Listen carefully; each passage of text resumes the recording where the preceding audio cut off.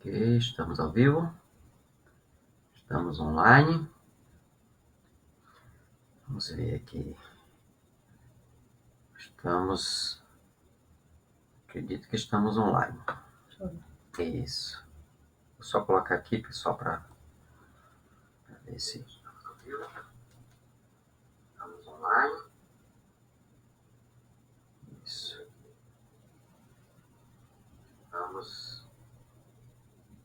Estamos online. Isso. Vou só colocar aqui, pessoal, para... Deixa eu compartilhar. O pessoal pediu para compartilhar os links, né?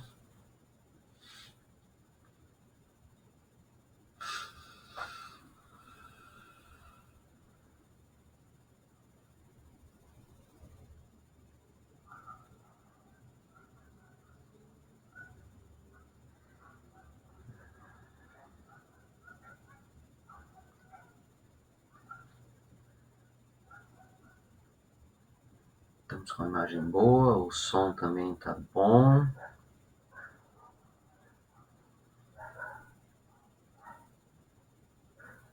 Deixa eu só compartilhar aqui.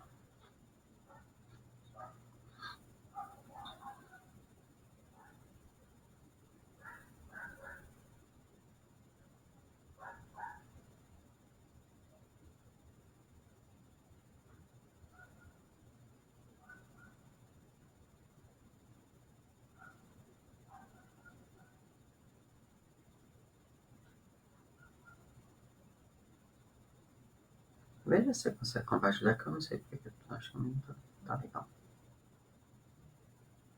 Não, Não, tá no meu. Tá no meu Face. Não, compartilhando sim. Isso.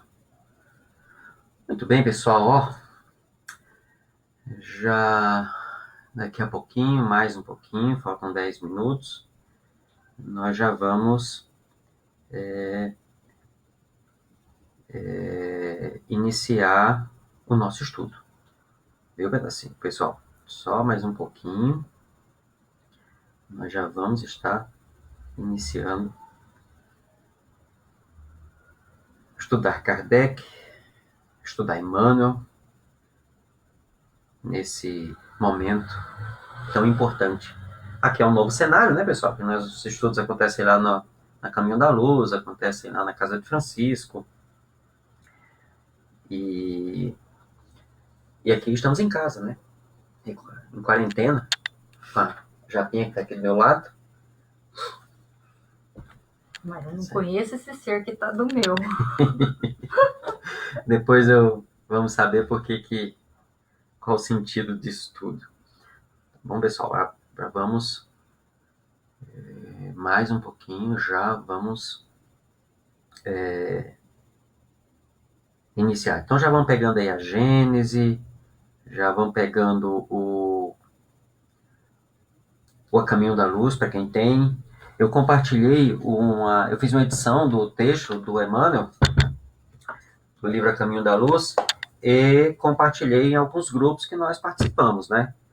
Então, para facilitar, porque eu sei que nem todo mundo tem esse livro, e compartilhamos aí só esse capítulo, e mais a sugestão é que todo mundo pudesse, vale a pena, certo, pessoal? Vale a pena ter esse livro para dar uma estudada nele.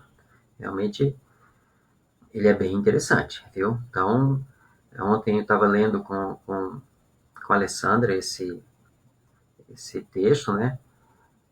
E ele é algo assim que merece atenção, tá certo? O livro como um todo. Pessoal de Andradina já chegando aí, né?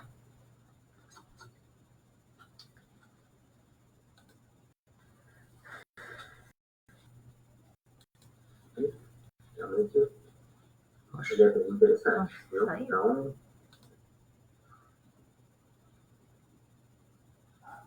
estamos ao vivo, estamos online. Vou deixar para cá aqui.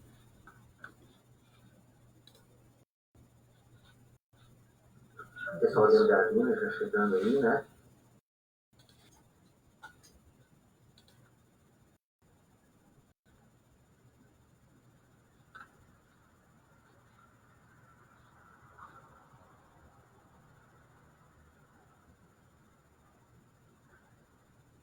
Continuamos.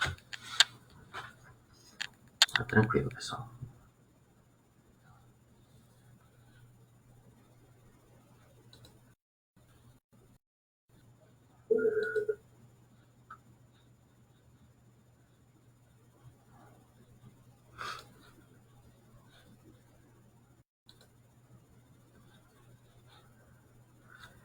Tudo bem, só mais um pouquinho e nós já vamos começar, viu, pessoal? Só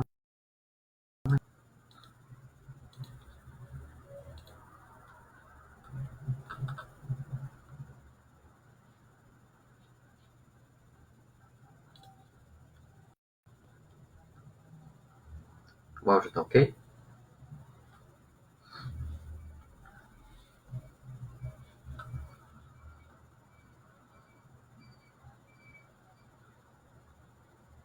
Nosso querido Paulo Vanin.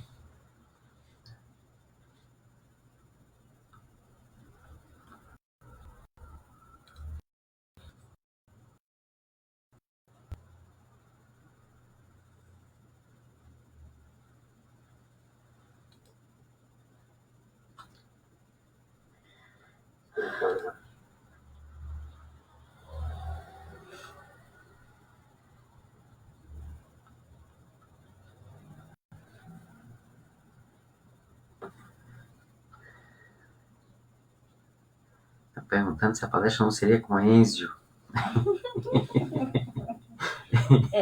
Não deu pra ele vir, ele mandou o irmão dele.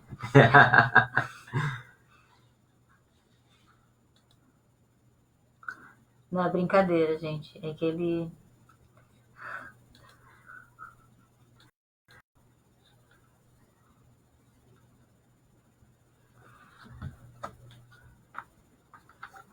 É brincadeira.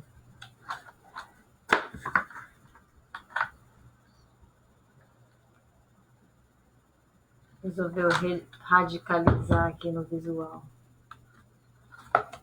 Depois eu digo pra vocês se eu gostei ou não. Vocês têm alguma dúvida?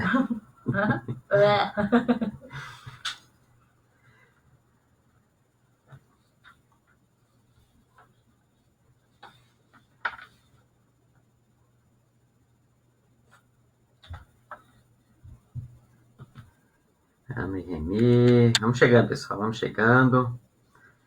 Lindonês, Berenice, Silvia, Eridan, né? Todo mundo, vamos chegando aí. Chalma, Jefferson, Sandra, a Mauri.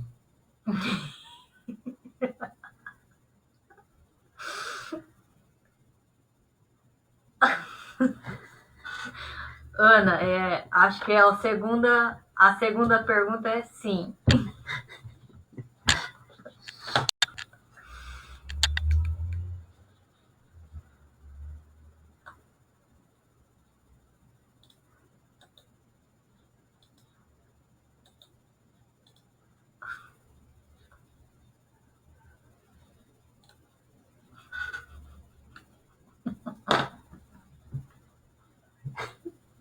Sou eu mesmo!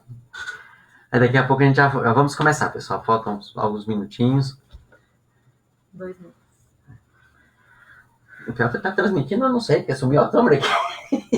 Não faço a mínima ideia, pessoal. Estamos aqui transmitindo, sumiu aqui o local que eu estava transmitindo.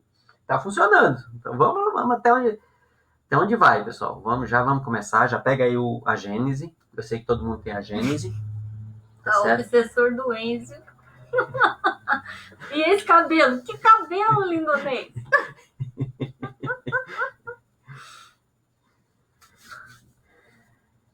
Também não reconheci. Ó, vocês vão entender por quê já, tá certo, pessoal? Quem foi meu aluno quando eu morei no Rio Grande do Norte já sabe por que eu faço essas loucuras, né? Por que eu faço essas loucuras? Pessoal, como aqui eu estou num cenário diferente, então nem sempre eu vou ficar olhando para a câmera, eu vou estar olhando para o computador, o texto que eu vou ler foi o texto que eu compartilho, então ele está aqui na frente, eu vou estar acompanhando o que está acontecendo aqui o que está acontecendo aqui o pessoal está compartilhando, certo?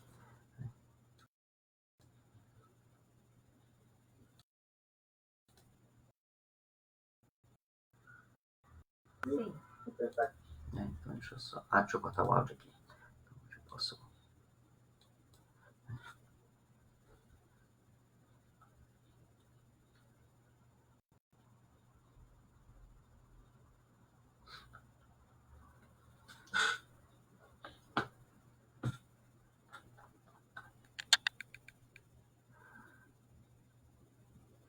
Ok, estamos quase começando. Aqui é o local que eu estudo, pessoal. Aqui é o local que nós paramos para... Meu amigo Técio, lá de Lagoa Nova, amigo de infância. Tempo bom. Não, não é live errada não, filho. É aqui mesmo. Quem tá falando? O Maurílio. Colega Maurílio, de estudos. Corte e quarentena. Aqui é zero antena.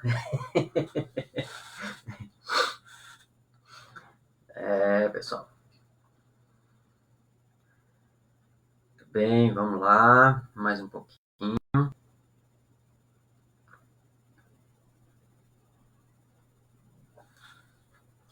bem, pessoal. Vamos 8:01. Vão chegando, que já vamos começar o nosso estudo. Acredito que a maioria de nós está bem, assim, no mínimo um tanto quanto angustiado com todos os acontecimentos, com tudo que vem acontecendo e uma certa insegurança ao que está por vir. Então a ideia é realmente pegar um pouquinho do que Kardec colocou no capítulo 18 da Gênesis, inclusive o Divaldo citou esse capítulo numa entrevista que ele deu agora essa semana. Inclusive, falando do Divaldo, pessoal, o estudante do Espiritismo de ontem à noite, do nosso querido Divaldo, que vale a pena, nesses momentos agora que estamos mais em casa, né? Vale a pena assistir, tá certo? Divaldo foi assim, mesmo eu sei que tem gente que não gosta de Divaldo, que não concorda com certos posicionamentos, é natural, sabe? Não quer contar, não concorda, maravilha, perfeito, mas independente disso, mesmo você que não gosta de Divaldo, vai lá, assiste o que ele falou ontem, sabe? Ontem ele estava, vamos dizer assim, muito inspirado. Então, o de ontem foi assim, muito, muito bom, pessoal, muito rico, com informações assim muito precisas, inclusive foi feita uma questão sobre as comunicações mediúnicas e a resposta dele é uma síntese do que nós vamos estudar amanhã. Tá? Amanhã, às 18 horas, nós vamos estar aqui no meu canal, estudando, Livro dos Médiuns, tá bom? Livro dos Médiuns. Quais são os parâmetros que Kardec nos passa para análise de comunicações mediúnicas, para que nós saibamos aproveitar o que é bom, descartar o que não é, para que tenhamos os parâmetros corretos, tá certo? Para fazer essas análises e pegar uma comunicação que às vezes tem 10 páginas e você tem uma frase que é a única coisa que passa no critério. Então, essa frase tem que ficar. Essa frase merece que nós guardemos ela. O resto se descarta. Né? E tem mensagem que você lê a mensagem inteira e você vê, olha, a mensagem está redondinha, espiritualidade ali, pontual, maravilha. Então, são critérios que Kardec nos passou justamente, conforme ele coloca na introdução do Livro dos Médiuns, para que nos evitasse as dificuldades, os sofrimentos, as vicissitudes da prática mediúnica. Muito bem, Ana Regina, Josilene, Gislene, Ana Regina, Almira, minha prima, querida Almira, querida Mica. Né? Vamos lá, vamos já começar a estudar, mais um minutinho. E enquanto isso, já vão pegando aí o livro A Gênese, tá certo? Eu uso a edição da Federação Espírita Brasileira, tá? Essa foi a última publicação, né? Que é uma tradução da 4ª edição do livro A Gênese. Independente da questão polêmica aí, eu gosto desse texto, eu já desde antes, já usava a 4ª edição, já há bastante tempo. Aí quando veio a publicação, achei uma maravilha, né? Facilita o nosso acesso, tenho ele em papel, tenho ele digital. Muito bem, pessoal. Vamos começar, tá certo? Vamos começar. E eu gostaria de convidar a todos, né, para que possamos agora unir os nossos pensamentos um pouco mais, né, já que estamos unidos, né, nesse sentido, um pouquinho mais. E eu gostaria que, onde cada um está, pudéssemos agora, nesse minuto, né, pensar um pouco mais no Deus que existe dentro de nós, né? Questão 621 do Livro dos Espíritos, conhecida por todos, fala que a lei divina está escrita na nossa consciência, está escrita em nós. Então, é essa divindade que tem em nós, a qual eu peço nesse momento que possamos reforçar um pouco mais a nossa sintonia com ela, porque assim nós vamos sintonizar com as forças mais altas que existem na criação, que são as forças do bem e do amor. Pois em sintonia com essas forças estão os espíritos que nós mais buscamos. Isso sirva como prece inicial para os nossos estudos dessa noite. Essa busca de uma sintonia maior com esse Deus que está em nós através das suas leis. Pois Kardec fala isso em vários momentos, os espíritos falam isso em diversos pontos da codificação, depois em diversas obras literárias, boas obras literárias, de que é somente aí que nós conseguiremos viver de fato o amor, quando existir essa sintonia plena entre nós e Deus. E isso começa dentro de nós. Pois bem, depois dessa reflexão prece, vamos estudar. Pessoal, peguem a sua Gênese, tá certo? Peguem a sua Gênese e abram o capítulo 8, o último capítulo do livro A Gênese. Antes de iniciar, eu vou ler bastante, viu, pessoal? Então, por isso que eu estou pedindo que peguem para acompanhar. Nós não vamos ler o capítulo todo, que seria impossível hoje, mas eu vou ter que ler alguns pontos e comentar com vocês alguns pontos. Em alguns momentos eu vou fazer interpretação literal do texto, que essa aqui é a mais importante. Em outros momentos eu vou colocar a minha opinião, o meu ponto de vista, e esse é só mais um, tá certo? O que vale mesmo é o ponto de vista kardeciano. As análises que eu vou fazer, tanto desse texto da Gênese, quanto principalmente do texto de Emmanuel, pessoal, eu faço essa análise não é baseado numa opinião vazia. Todos que me conhecem sabem que eu sou historiador, então vai ser a análise de um historiador espírita, certo? Não de um historiador ateu ou materialista, é um historiador espírita, que analisamos os fatos históricos numa perspectiva eminentemente do espírito, sem deixar de lado, é claro, as contribuições que os nossos queridos historiadores materialistas nos trouxeram. São extremamente ricas e valiosas e não podem ser desconsideradas. O que nós fazemos é simplesmente agregar o elemento espírito dentro dessa análise que os nossos companheiros nos trazem, tá certo? E aí, a gente entende o livro A Gênese, o título A Gênese é porque é o início. O título não é só A Gênese, é A Gênese, os milagres e as pressões segundo o Espiritismo. Então ele não analisa só a Gênese, a criação. Ele vai fazer a análise de toda a origem, que é a Gênese, toda a criação, dos milagres, principalmente do Evangelho, faz toda uma análise, e aí vamos ter um capítulo fantástico, que é o capítulo dos fluidos, que todo indivíduo que pretenda ser passista tem que estudar esse capítulo uma vez atrás da outra, sempre, sempre, sempre, sempre, sempre, né? E as predições, que aí são aquelas partes do Evangelho que Jesus fala dos acontecimentos futuros. E esse capítulo 18, ele está justamente nessa parte das predições, tá certo?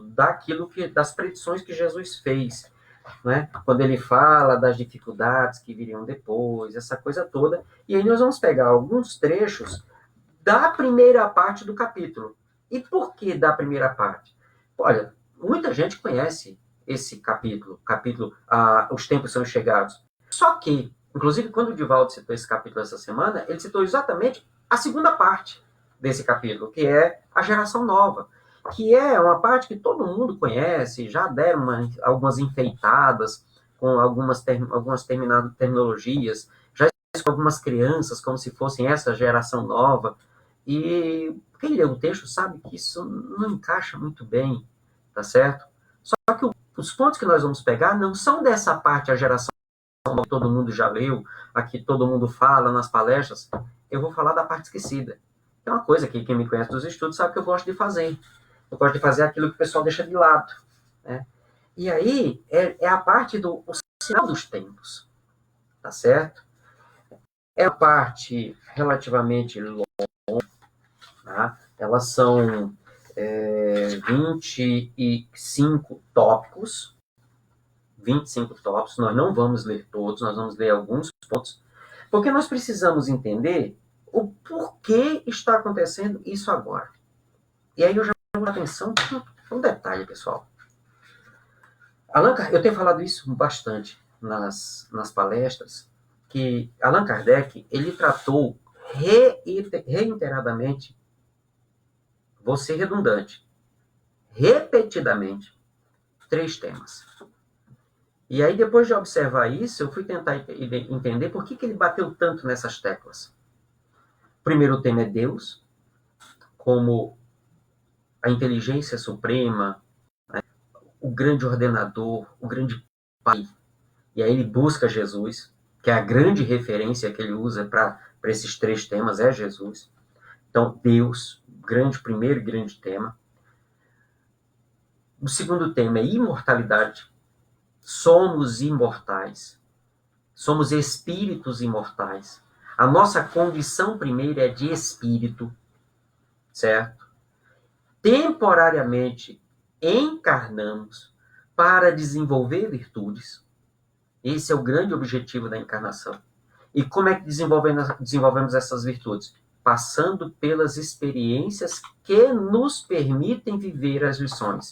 Isso é o que são as expiações e as provas. Expiações é o processo pedagógico, provas são as experiências que eu vivencio. Assim, isso está muito claro em O Livro dos Espíritos, principalmente na segunda parte. Certo? E o terceiro tema é reencarnação. Ele bate muito nessas 3 temáticas. Ah, tá, mas e imortalidade, mas e mediunidade? Mediunidade faz parte dos temas relacionados com a imortalidade da alma. Tanto que ele coloca que a mediunidade é uma forma de comprovação da imortalidade da alma. Por isso ele dá atenção para a mediunidade, porque é a forma de nos comunicarmos, quais são os meios, quais são os caminhos. Daí ele escreve um livro para nos orientar de como fazer essa prática da forma mais correta e de modo a nos evitar dificuldades e sofrimentos. Tá certo? Então, o grande problema de momentos como esse é que esse momento em especial, semelhante a outros que nós já vivemos, toca exatamente um desses temas, que é imortalidade. Está todo mundo apavorado, porque a perspectiva de morte agora é alta. E ninguém sabe quem vai, ninguém sabe quem fica. Por quê? Porque o vírus vai pegar todo mundo. Vai pegar todo mundo? Ué, quem já não teve uma gripe? O coronavírus é da mesma família desses outros, de muitos desses outros. E, diferentemente do que às vezes muita gente fala, não é uma gripe como as outras. Eu não posso dizer, é uma gripe, então eu trato como se trata as outras gripes. Não, não é assim. Os efeitos delas, a repercussão dela no organismo é diferente. O bichinho é da mesma família, mas é do lado meio bruto da família, vamos colocar assim. Tá certo?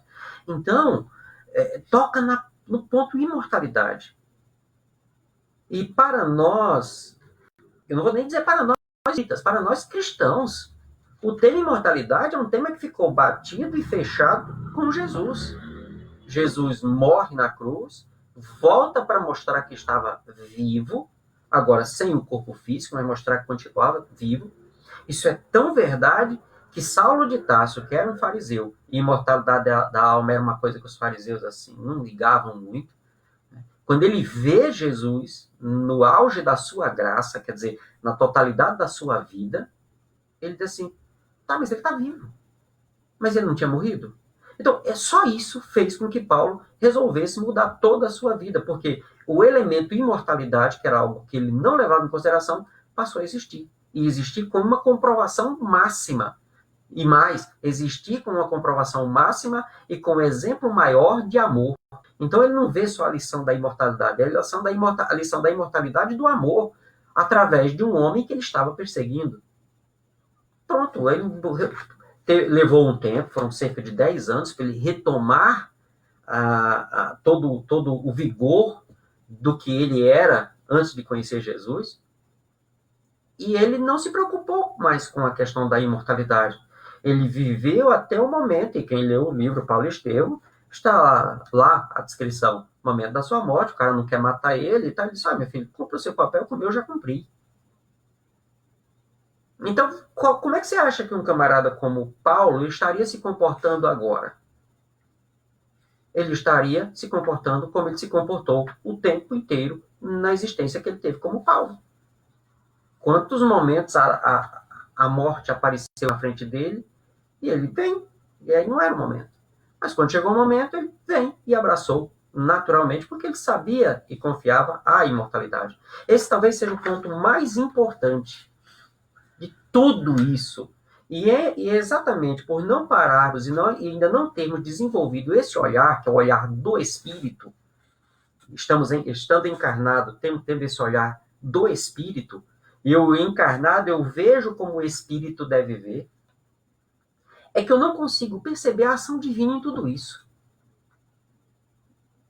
Simples assim, pessoal. E vocês vão ver que tanto o texto de Kardec quanto o texto de Emmanuel nos mostram que estamos passando por esse momento, exatamente porque ainda não desenvolvemos esse olhar do Espírito.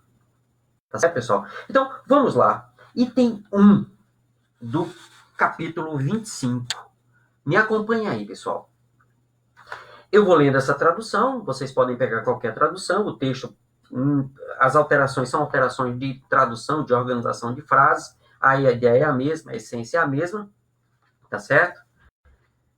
Diz Kardec, dizem-nos, sinais dos tempos, dizem-nos de todas as partes que são chegados os tempos marcados por Deus, em que grandes acontecimentos se vão dar para a regeneração da humanidade. Kardec coloca isso aqui porque as comunicações estavam chegando e dizendo, olha, o mundo vai ser abalado, vai acontecer uma transformação geral no planeta. O mundo vai mudar. Por isso o Espiritismo chegou agora. Por isso o Consolador chegou agora. Vocês acham que Jesus mandaria um Consolador em que momento? No momento em que ele fosse de fato necessário. Prestemos atenção nisso. Em que sentido se deve entender essas palavras proféticas? Para os incrédulos, elas não têm a menor importância.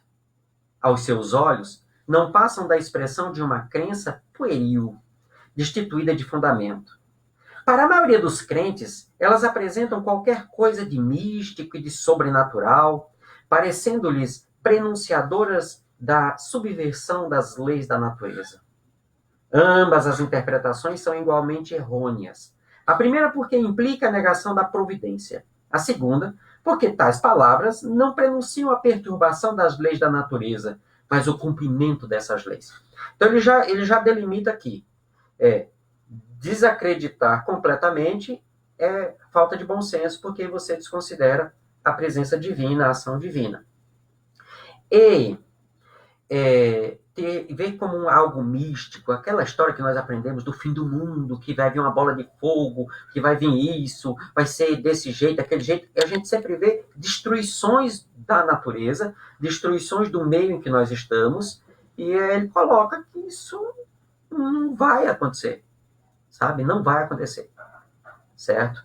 E aí vocês vão ver que na sequência do texto, aí eu vou pedir depois, pessoal, nós vamos comentar alguns pontos, lê o texto todo, tá certo?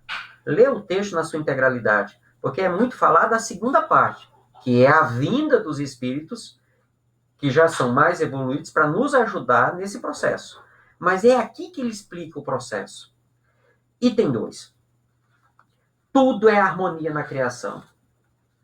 Pessoal, se tudo é harmonia, está tudo dentro de uma ordem. Isso quer dizer que o que está acontecendo agora está dentro dessa ordem. O que a nossa dificuldade é entender por quê. Certo? E aí eu volto ao ponto. Nós ainda não paramos para entender por quê, porque estamos preocupados com a nossa mortalidade. Estamos apavorados com essa mortalidade. Isso, aí, um parênteses, pessoal. Não é porque nós entendemos que somos imortais que aí vamos sair por aí fazendo o que nós queremos ou deixamos de querer. Não. Isso é suicídio, viu? Você sai aí, pega a doença e morre por causa dela, isso é suicídio. Não. A saúde pública está determinando que deve ter determinados comportamentos, a saúde pública tem razão. Então eu tenho que preservar o meu corpo enquanto eu estiver aqui, porque eu necessito dele para o processo de expiação e provas. Tá certo? É um instrumento que Deus me concede para esse processo e eu não cuido dele? Precisamos pensar nisso, tá certo? Fé é uma coisa, irresponsabilidade é outra. E aí nós não podemos ser irresponsáveis, tá certo? 2. Tudo é harmonia na criação. Tudo revela uma previdência que não se desmente nem nas menores, nem nas maiores coisas. Temos, pois, que afastar desde logo toda a ideia de capricho, por ser inconciliável com a sabedoria divina. Não, é porque aí tem gente, sabe, pessoal, que tem uma ideia muito curiosa. E eu vou tocar nessa ideia, porque quem leu o texto de Emmanuel e leu com aquele pensamento de que Deus castiga, está com essa ideia, certo? E não é bem assim. Então, como nós não aprendemos, Jesus veio, nós matamos Jesus, veio Francisco de Assis, ninguém escutou ele, veio o santo fulano de tal, ninguém escutou ele, veio o outro, ninguém escutou ele, aí tá aí, veio o Chico, a vida de dedicação, e a gente, sabe, transformamos ele num santo, e aí agora, sabe, é algo assim complicado. E aí, então, em função disso, agora Deus está mandando o vírus, que é para punir a humanidade, e esquece isso. Deus é amor, Deus nos ama. Nada que nos acontece sem que Deus permita, e Deus é amor. Então não pode existir uma ação dessa que contradiga a ideia do amor. Então não é por capricho que acontecem esses tipos de situações. Esquece isso, Deus nos ama. E se nos faz passar por isso, um motivo deve ter. O que ele quer com a gente? O que ele quer que eu aprenda numa situação dessa? E vamos ver, vamos continuar. Em segundo lugar, se a nossa época está designada para a realização de certas coisas, é que esta tem uma razão de ser na marcha do conjunto. Que conjunto é esse? É o progresso da humanidade. Cada coisa que acontece é um conjunto de fatos e situações que atinge, ele vai dizer isso no decorrer do texto, quando ele fala da humanidade, que tem como finalidade promover determinadas reflexões e, como consequência, determinadas mudanças. Eu já vi muita gente dizer assim, não, isso acontece para que o mundo mude. Então é Deus que vai promover a mudança? Não. Isso acontece para que nós reflitamos e nós façamos a mudança. É por isso que acontece. E é por isso que eu me desespero, porque eu estou vendo as coisas acontecer e estou dizendo, Deus está agindo. Deus cria. Deus manda a lição. Para que eu aprenda com ela e eu me transforme. Certo? É outro olhar. Certo? É outra perspectiva. E Kardec mostra essa perspectiva e nos convida a pensar nela. Segue o item 2. Isso posto, vemos que o nosso globo, como tudo que existe, está submetido à lei do progresso. Ele progride física pela transformação dos elementos que o compõem e moralmente pela depuração dos espíritos encarnados e desencarnados que o povoam. E aí ele faz uma sequência de reflexões sobre essas duas formas de progresso no mundo. A forma de o progresso físico, e ele está falando do planeta, certo? Da forma em que o planeta se organizou, das transformações que o planeta sofreu, certo? Por isso que tivemos em muitos lugares terremotos, maremotos, de muitos e muitos momentos, e que nos últimos tempos, nos últimos milênios, o planeta encontrou uma estabilidade na sua organização, de modo a oferecer aquilo que o homem precisa para a outra transformação, que é a transformação moral. E no finalzinho ele diz assim: moralmente, a humanidade progride pelo desenvolvimento da inteligência, do senso moral e do abrandamento dos costumes. Olha o que é o progresso moral da humanidade. Está se falando muito, se fala muito que estamos vendo um momento de regeneração, indo para um mundo de regeneração. Vemos no mundo de provas e expiações, onde o mal tem um poderio maior, onde os bons são mais tímidos, como está lá na questão do livro dos Espíritos, e o mundo de regeneração aconteceria um equilíbrio entre bons e maus. Então vai ter gente má? Vai ter gente que transgride a lei? Vai. Só que vai ter mais gente que faz o bem. E como boa parte da população é Maria, vai com as outras, nós vamos ter mais gente sendo outras para essas muito Marias. Esse é que é o processo, esse é que é o ponto, certo? Tá certo? Esse é que é o detalhe. Kardec segue no parágrafo seguinte: esse duplo progresso se executa de duas maneiras. Dois progressos, progresso físico, progresso moral. E esses dois progressos acontecem de duas maneiras. Uma lenta, gradual e insensível, ninguém percebe.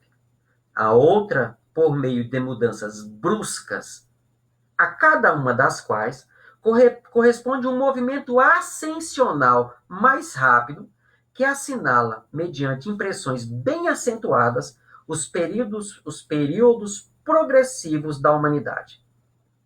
Esses movimentos subordinados quanto às particularidades do livre-arbítrio dos homens são, de certo modo, fatais em seu conjunto, porque são submetidos a leis como as que se operam na germinação, no crescimento e na maturidade das plantas.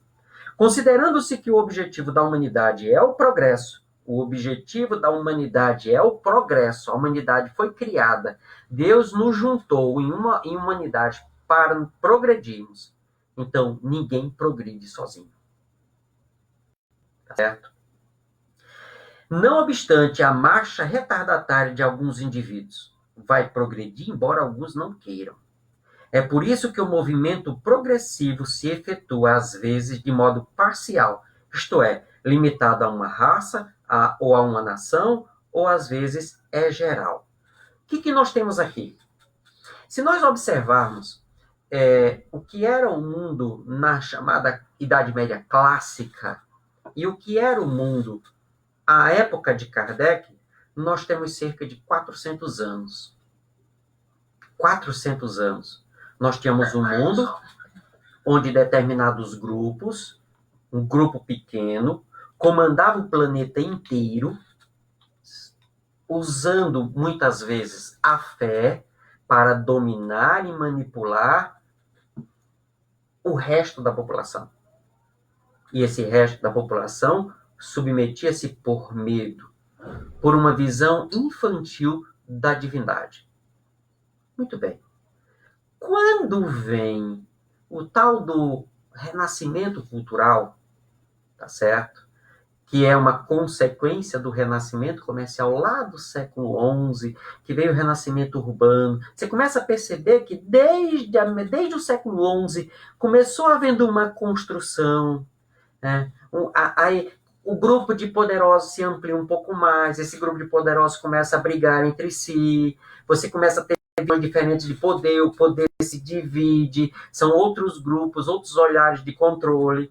Começa esse controle não se sustentar mais com a fé, esse poder se dissocia da fé, a fé passa a ser um poder diferente. E aí, quando vamos chegando no século XV, vem uma peste.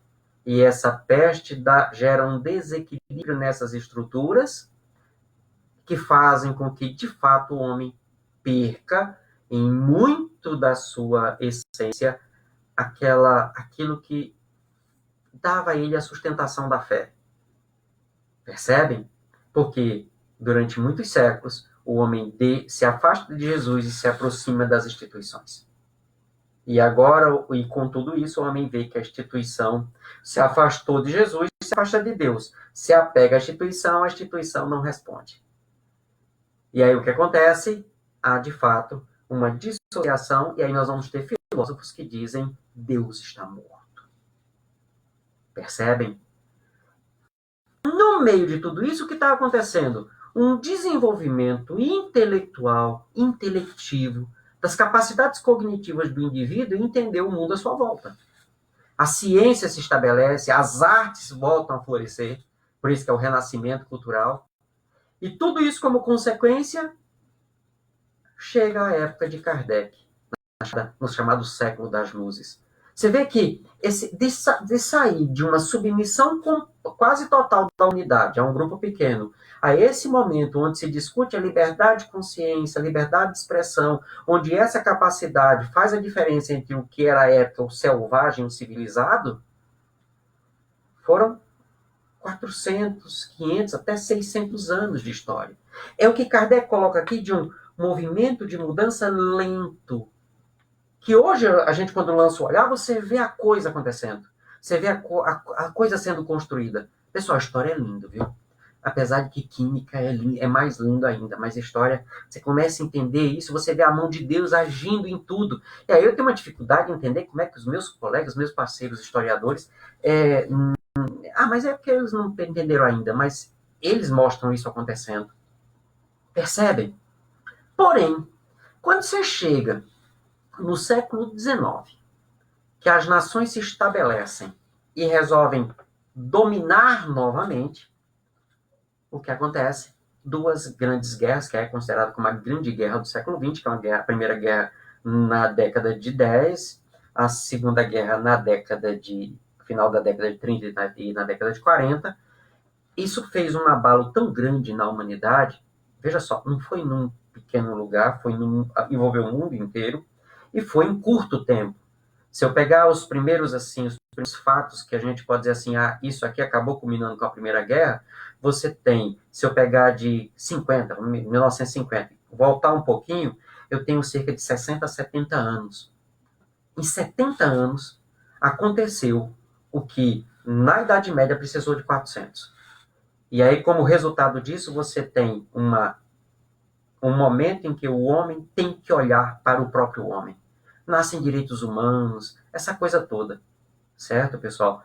Veja que o que Kardec está colocando é justamente isso. Há momentos em que a coisa vai acontecer lenta e imperceptível. Há momentos em que o baque é assim, ó. Por quê? Porque o homem precisa mudar. Se não tivesse acontecido esse momento que culmina com a década de 50, vocês hoje não estariam aqui assistindo o que eu estou vendo, não estaríamos assistindo. Não estaríamos. Por quê? Porque sendo espíritas, sendo católicos, sendo evangélicos, sendo budistas, sendo ateus, não poderíamos sentar e conversar.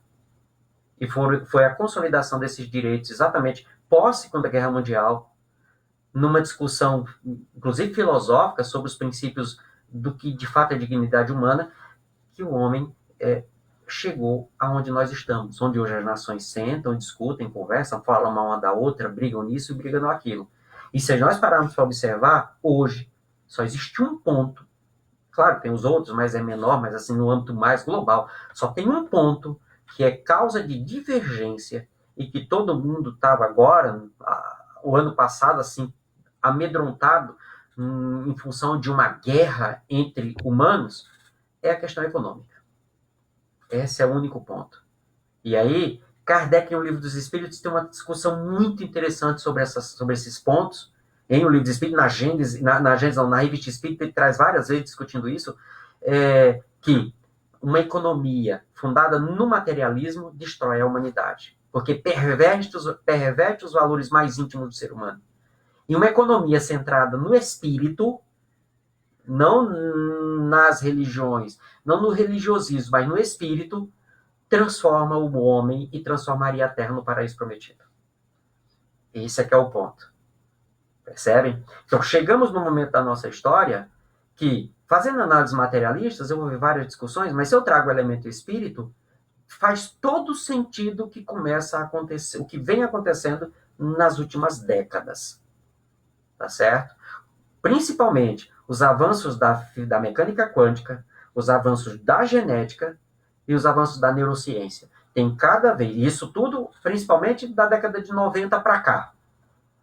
Tá certo? Principalmente da década de 90 para cá, aí são 90, 2000, 2010, são 30, 40 anos aqui de conhecimento. Olha o salto que deu, é muito rápido essa mudança. E chegou num ponto que nós temos ferramentas intelectuais que nos demonstram a realidade que é muito maior do que simplesmente um momento. E nós ainda não paramos para perceber isso. Nós estamos teimando, relutando em encontrar essa realidade. E é isso que Kardec discute na sequência do texto. Olha que a primeira frase do próximo parágrafo ele diz assim: o progresso da humanidade se efetua, pois, em virtude de uma lei. Que lei é essa? A lei do progresso. E o que determina a lei do progresso? Que nos tornemos seres puros. E o que é um ser puro? É o indivíduo que, mesmo estando encarnado, ele não se submete à influência da matéria. Quando eu falo me submeter à influência da matéria, é que ele tem fome? Tem. Mas ele mata por causa da fome? Não. Entendem? Esse que é o detalhe. Jesus era assim, e determinados indivíduos que já passaram por essa humanidade, depois que encontraram Jesus e transformaram suas vidas, também viveram assim. E aí eu lembro a história que até o Haroldo contou agora, novamente essa história, uma das palestras que ele fez, a primeira palestra que ele fez na conferência, no sábado de manhã, ele lembra essa história, que é o Chico vai na vendinha comprar tomate. E ele pegava uma tomate bonita e pegava uma tomate feia. Pegava a tomate bonita e pegava a tomate feia. Aí tem várias versões da história, né? Alguém pergunta, mas Chico, por que você está pegando as tomates feias se tem tomate bonito? A resposta dele é a resposta de um indivíduo que tem o olhar do espírito. Se eu pegar todas as bonitas, o que vai sobrar para você? Essa é a diferença. Esse é um indivíduo que tem o olhar do espírito. O texto segue, aí vem o item 3, o item 4, ele vai falar da organização universal. Vamos para o item 6. É que nós vamos pegar o item 6, 7 e 8, que é muito interessante. Kardec diz assim, até aqui, isso aqui é dezembro, porque é a quarta edição, então é a edição de dezembro de 1868. Tá certo? Até aqui, a humanidade realizando incontáveis progressos. Os homens, com a sua inteligência, chegaram a resultados que jamais haviam alcançado, sob o ponto de vista das ciências, das artes e do bem-estar material. Olha, eu fico imaginando se ele olhasse o que é o bem-estar material hoje. Porque ele considerando, ele era um homem da alta sociedade francesa, então ele era um homem que conhecia o que era considerado o top da condição material, apesar de que ele não era um cara milionário, um cara rico, passou alguns apertos algumas vezes, né? Mas ele olhava para tudo isso, aonde o homem tinha chegado, nessa ideia do conseguir viver bem. Imagina se ele olha para hoje, com tudo que nós temos de conforto. Resta-lhe ainda um imenso progresso a realizar. Aí eu gostaria que vocês marcassem a frase que tem aí. Tem aí depois até o ponto. Qual é o progresso que resta realizar? Fazerem que reine em si a caridade, a fraternidade e a solidariedade, que lhes assegurem o bem-estar moral.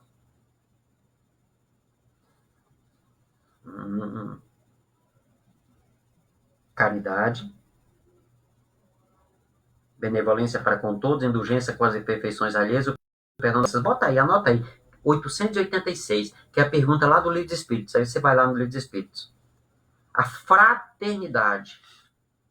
Fraternidade é a característica de vivermos como irmãos. Frater, fratello, certo? Somos irmãos. Não somos iguais, somos irmãos. E sendo irmãos, necessitamos cuidar uns dos outros. Eu acho que vocês estão começando a entender aonde eu quero chegar no final dessa história. A solidariedade. Solidariedade. Que lhes assegurem o bem-estar moral.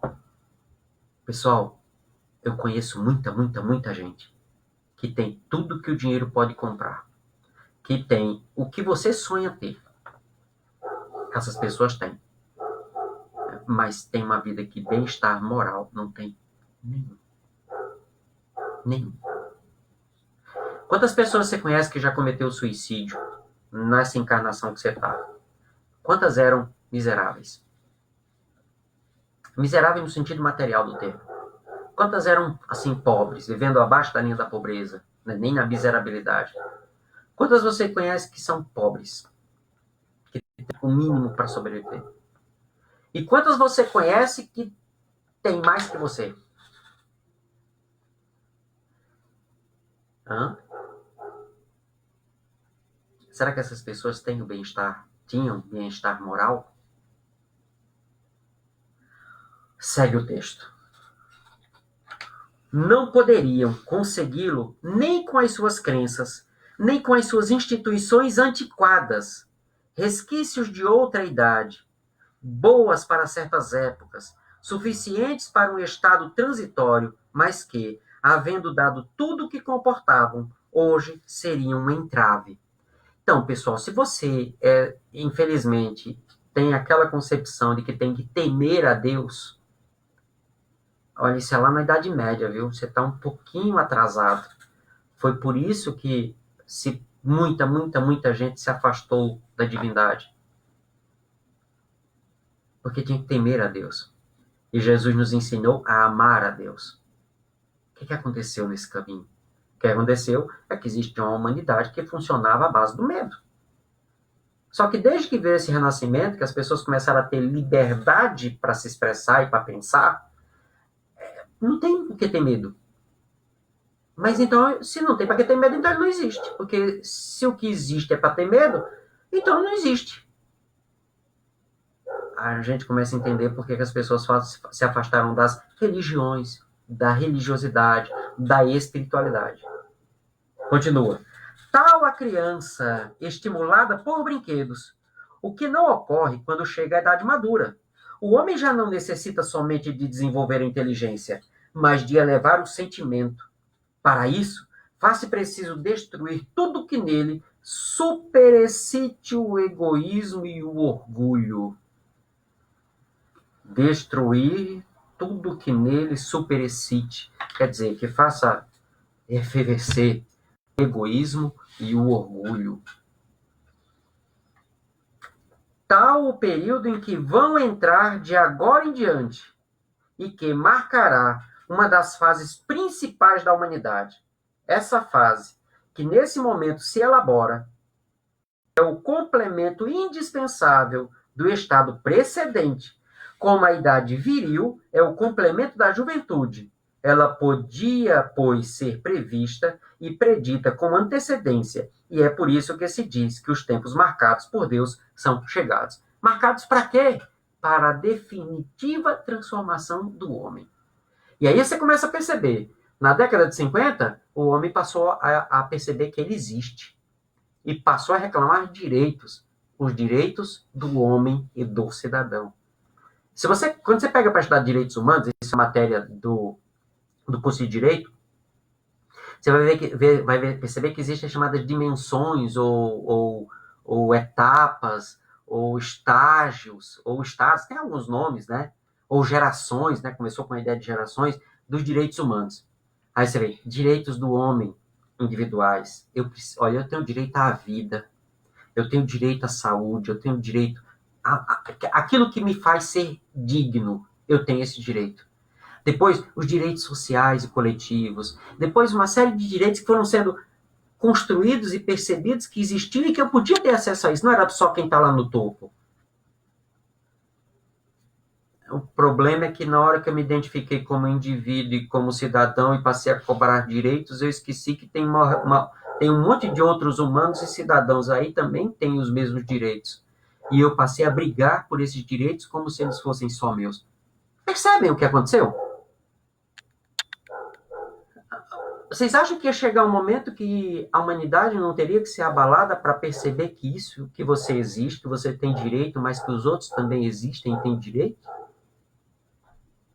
Será que hoje, quando uma pessoa necessita de remédio e vai na farmácia e não encontra remédio porque o indivíduo que nem tem o problema vai lá e compra tudo que pode só porque ele está com medo de que se ele pegar, se o coroninha pegar ele e ele adoecer, ele vai ter que usar aquele remédio porque ainda está sendo testado, nem sabe se vai funcionar de fato. Porque testar um remédio num grupo de 40 pessoas, de 100 pessoas, isso não significa que ele funcione para a humanidade. Se fosse assim, dipirona funcionava para todo mundo. Tem gente que morre se tomar dipirona. O indivíduo, ele entende que ele tem direito? Tem. Então, o que aconteceu na Segunda Guerra Mundial surtiu seu efeito, chegou, deu conta. Só que a divindade agora percebe, olha, entendeu que você tem direito? Entendeu. Agora está na hora de eu perceber que o outro também tem. Para que isso acontecesse, teve que vir 60, 70 anos de guerra. As pessoas se matando. Aí agora nós estamos novamente numa guerra e as pessoas não estão se matando, mas elas estão morrendo.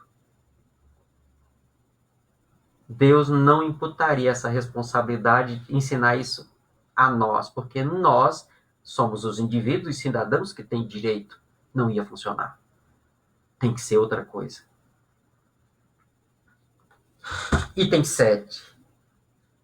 Nesses tempos, porém, não se trata de uma mudança parcial, de uma renovação limitada e a certa região, ou a um povo, a uma raça.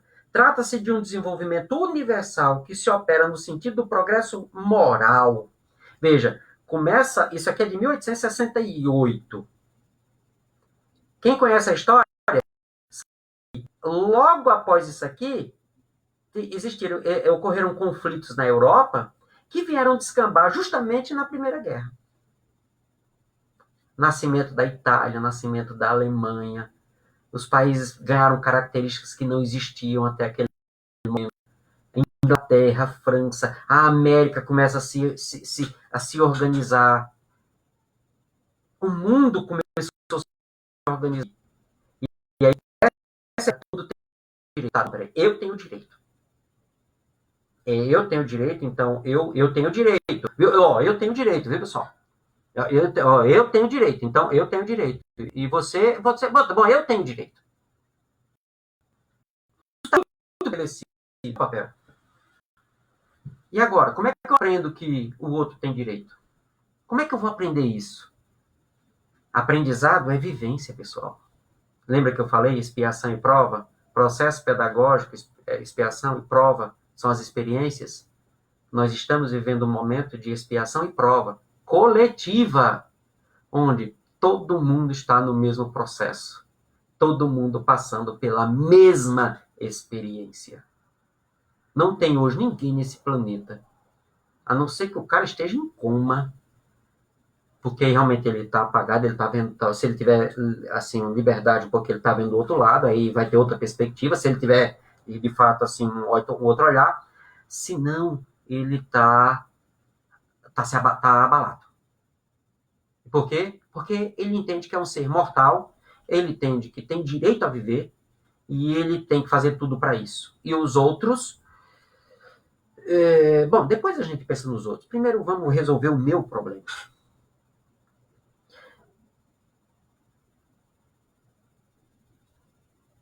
Uma nova ordem de coisas tende a estabelecer-se e os homens que eles são mais opostos para ela trabalham, mesmo sem o saberem.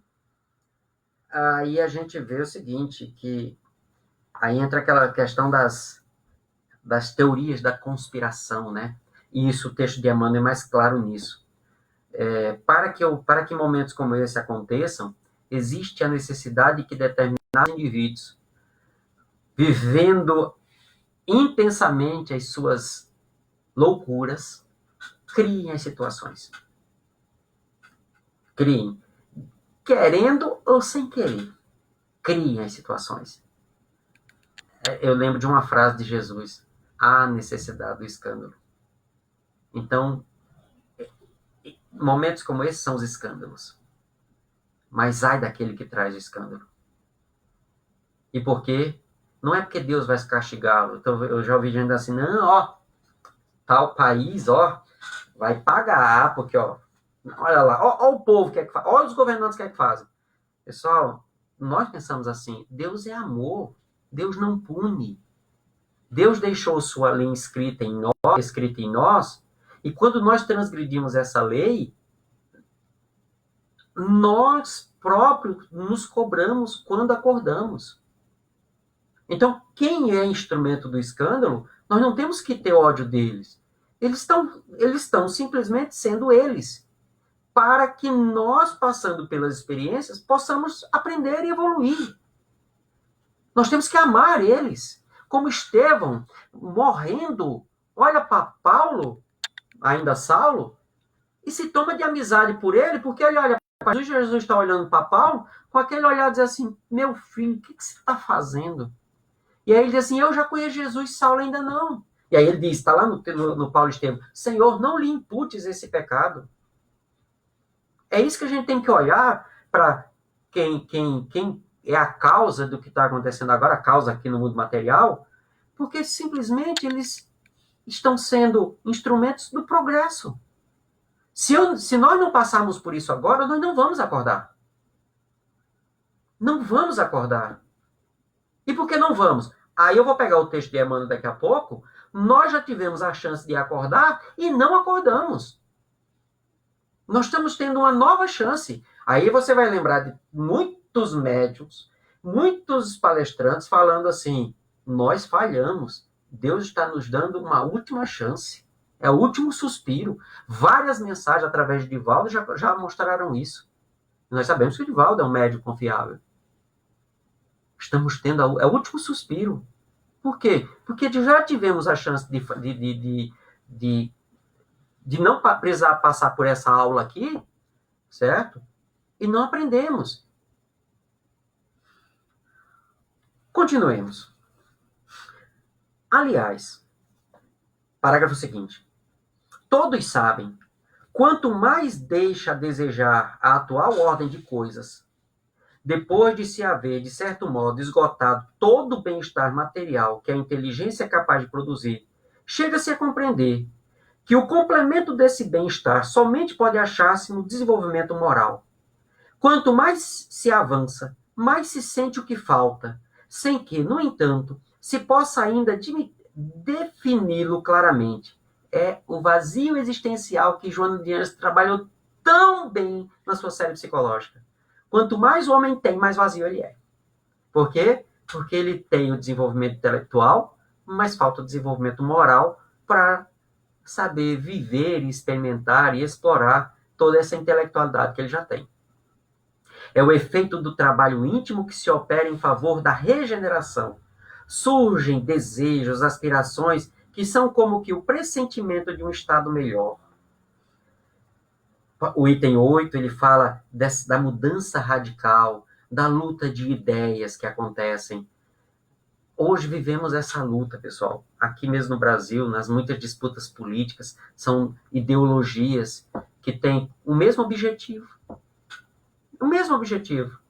Porém, como gosta de um jeito, daquela ideologia desse jeito, gosta dessa, odeia a outra, aí o outro gosta dessa, odeia aquela outra, e estamos todos caminhando e buscando a mesma coisa, luteando. E esquecendo que se não nos unirmos, ninguém consegue. Se não nos unirmos, ninguém consegue. Ninguém.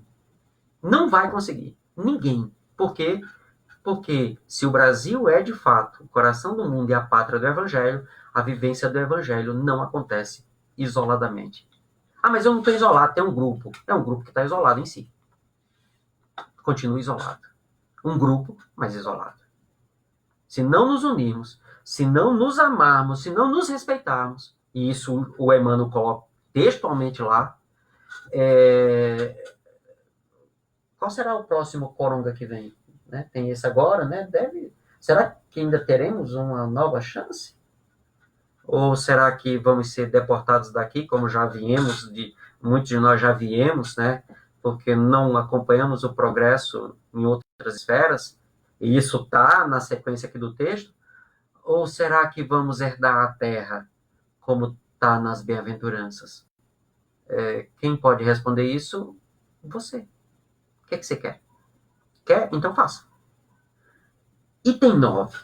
A humanidade é um ser coletivo em que se operam as mesmas revoluções morais porque passa todo ser individual, com a diferença de que umas se realizam de ano em ano e outras de século em século. No parágrafo seguinte, além dos movimentos parciais, há um movimento geral que se impulsiona a humanidade inteira, mas o progresso de cada parte do conjunto é relativo ao seu grau de adiantamento.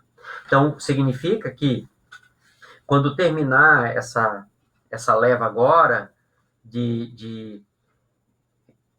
terminar esse processo agora, com o corona e tudo mais, as reflexões que sejam resultado disso, é que vão determinar como o homem vai pensar a partir de daqui a 10 anos, vamos colocar assim. A humanidade inteira não vai se transformar. Por quê? Primeiro que um mundo de regeneração, como está descrito, há um equilíbrio entre as forças. Então significa que nós vamos ter, como resultado disso, se aprendermos a lição, um mundo mais equilibrado, onde o bem será mais observado do que é hoje. Onde talvez as pessoas paguem, né, o bem de lucro, porque desgraça dá lucro, o bem não dá lucro, mas desgraça dá lucro. As coisas vão começar a mudar. Pessoal, vamos lá para o item 13, o final do item 13.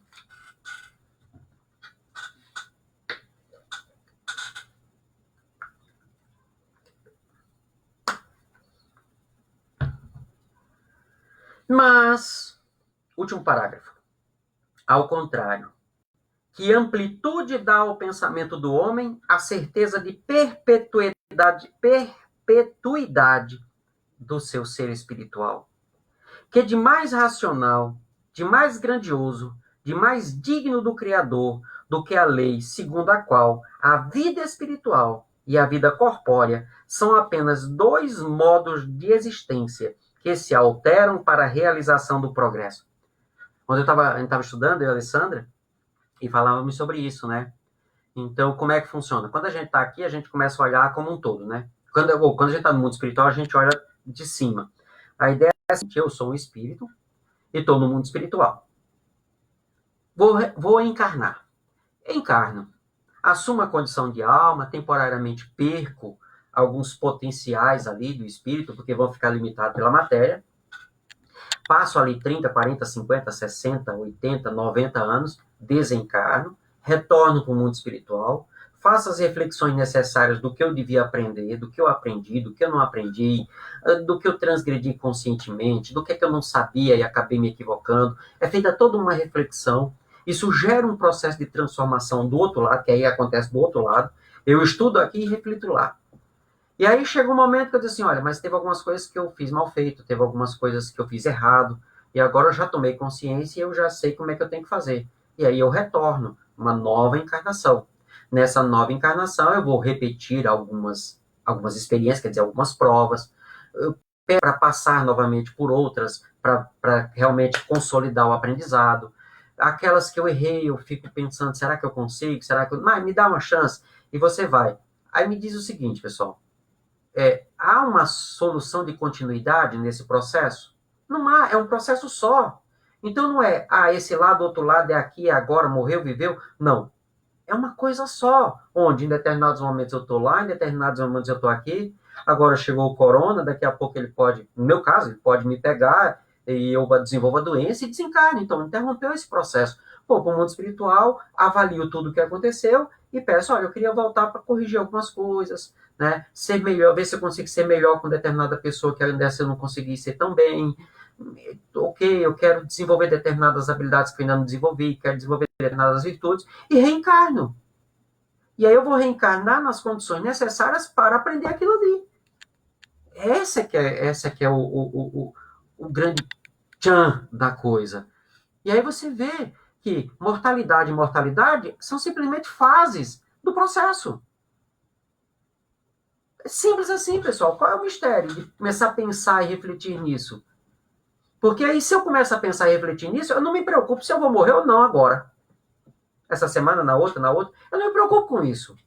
Porque o que é morrer? É eu sair do corpo e continuar do outro lado. Passando por um período de perturbação, que é de readaptação ao mundo espiritual, e continuo lá, daqui a pouco eu volto. E aí, se eu não perco tempo pensando nisso, eu começo a questionar assim, mas o que é que Deus quer com a humanidade nesse momento? Aí você consegue fazer esse olhar desde lá, a Idade Média, olha o que aconteceu, olha, a humanidade desenvolveu isso, agora, olha, deu uma empurrada, né? Aqui pegou uma ladeira abaixo e a humanidade teve que aprender que você precisa se olhar, sabe? E tal, só que aí o nível do egoísmo deu uma despontada, e aí, olha, Deus deu uma doença justamente para reequilibrar tudo isso, para ver se o homem acorda. Ou, pô, cara, você é um cara, não ser imortal. Enquanto você não perceber isso, você não vai conseguir olhar para os outros. Por quê? Primeiro o meu, depois o meu, terceiro o meu, e se sobrar alguma coisa, ainda guardo para depois o meu. Você não está olhando para o outro que precisa do processo, ele precisa estar bem para o processo. Só que o outro também não está pensando nisso, ele está pensando só nele. E se ele está pensando só nele, eu tenho que me defender, porque se ele pensa no dele, ele vai tomar o que é meu. E aí nós nos isolamos em casulos. Ok? O texto segue, pessoal. Esse item 14 merece muito. Para finalizar agora o texto de Kardec, vamos para o item 16. Item 16. O progresso intelectual realizado até o presente, até metade do século XIX, nas mais variadas proporções, constitui um grande passo e marca uma primeira fase no avanço geral da humanidade. Uma primeira fase no avanço geral da humanidade. Então não podia ser algo que fosse local. Tinha que ser algo que abalasse a humanidade. Aí os espíritos gastaram 70 anos para construir isso, olha. Foi rápido, pum. Para isso ele tiveram que trazer uns camaradas aqui que a humanidade nunca tinha visto, um tal de Hitler, uma galera boa, para fazer a coisa sacudir, não podia ser qualquer um. Aí nós odiamos Hitler. Nós temos que amar esse cara, ele foi instrumento do nosso progresso. É claro que era louco, mas tinha que ser assim. Se não fosse aquilo, como é que nós estaríamos, pessoal? Nós estaríamos, talvez, na metade da Idade Média. E aí nós temos que olhar para ele e dizer assim, Senhor, não lhe imputes esse pecado, a consciência dele já vai pesar demais quando ele acordar. Pesar muito. E aí eu olho, hoje eu estou bem melhor do que eu estava na época da Idade Média. E graças a quem? A uns 3 ou 4 loucos que encarnaram aqui e fizeram a maior bagunça nesse negócio. Mas se eles não tivessem feito isso, eu não estaria onde estou agora. É sempre o amor, pessoal, que coordena tudo. É esse olhar que Kardec chama o tempo inteiro para começarmos a desenvolver. O progresso intelectual realizado até o presente, nas mais variadas proporções, constitui um grande passo e marca uma primeira fase no avanço geral da humanidade, mas que sozinho é impotente para regenerá-la. Só isso não é suficiente, falta alguma coisa. Enquanto for dominado pelo orgulho e pelo egoísmo, o homem se servirá da sua inteligência e dos seus conhecimentos para fazer as suas paixões, para satisfazer às suas paixões e aos seus interesses pessoais. Pessoal, eu contei um pouco da história da humanidade até agora. Kardec não viu, quando ele escreveu isso aqui, Primeira e Segunda Guerra Mundial. Ele não viu o que eu estou vendo agora. Ele não fez o curso de história que eu fiz. Mas ele conseguiu identificar tudo isso olhando para frente. Veja que isso aqui é a parte do livro que fala sobre predições. Por isso Kardec era um espírito que estava à frente do seu tempo. Kardec está à frente da gente ainda, talvez uns 200 anos. Talvez daqui uns 200 anos é que a gente vai conseguir entender muita coisa que ele colocou aqui, que nós ainda não conseguimos vislumbrar o sentido. E ainda tem gente que diz que isso aqui está ultrapassado. Me desculpa, sabe? Mas ultrapassado está o nosso orgulho, a nossa vaidade, o nosso pseudo-sabismo, né? Que eu falo dos espíritos pseudo-sábios, né? O nosso pseudo-sabismo é que está ultrapassado. Somente o progresso moral pode assegurar aos homens a felicidade na terra, refreando as paixões más. Somente esse progresso poderá fazer que reine entre as criaturas a concórdia, a paz e a fraternidade.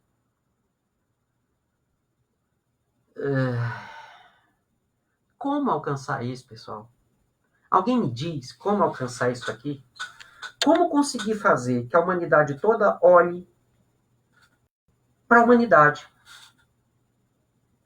E aí, esses dias eu estava pensando, né? Vendo as coisas começando a acontecer lá na China, já chegando na Europa, e aí essa leva de dizer assim, tem que ir para casa, tem que ir para casa, tem que ir para casa, tem que ir para casa, tem que ir para casa. E aí eu vi muita gente falando, não, é porque está indo para casa por causa disso, porque está indo para casa, porque isso, aquilo, outro, tal. O Divaldo foi um dos poucos que falou a coisa séria. Tá bom, pessoal? Eu vi muita coisa, tudo bom, tudo maravilha. Realmente, todo mundo tem um pouco de razão, até porque a verdade só Jesus a tem integral, no caso de homens, né, que fizeram na Terra. Mas é um detalhe. Um detalhe que muita gente passou por cima. E que detalhe é esse? Pegue o livro dos Espíritos, pessoal. Rapidinho. Corre lá, corre lá, corre lá. Livro dos Espíritos. Pergunta 775.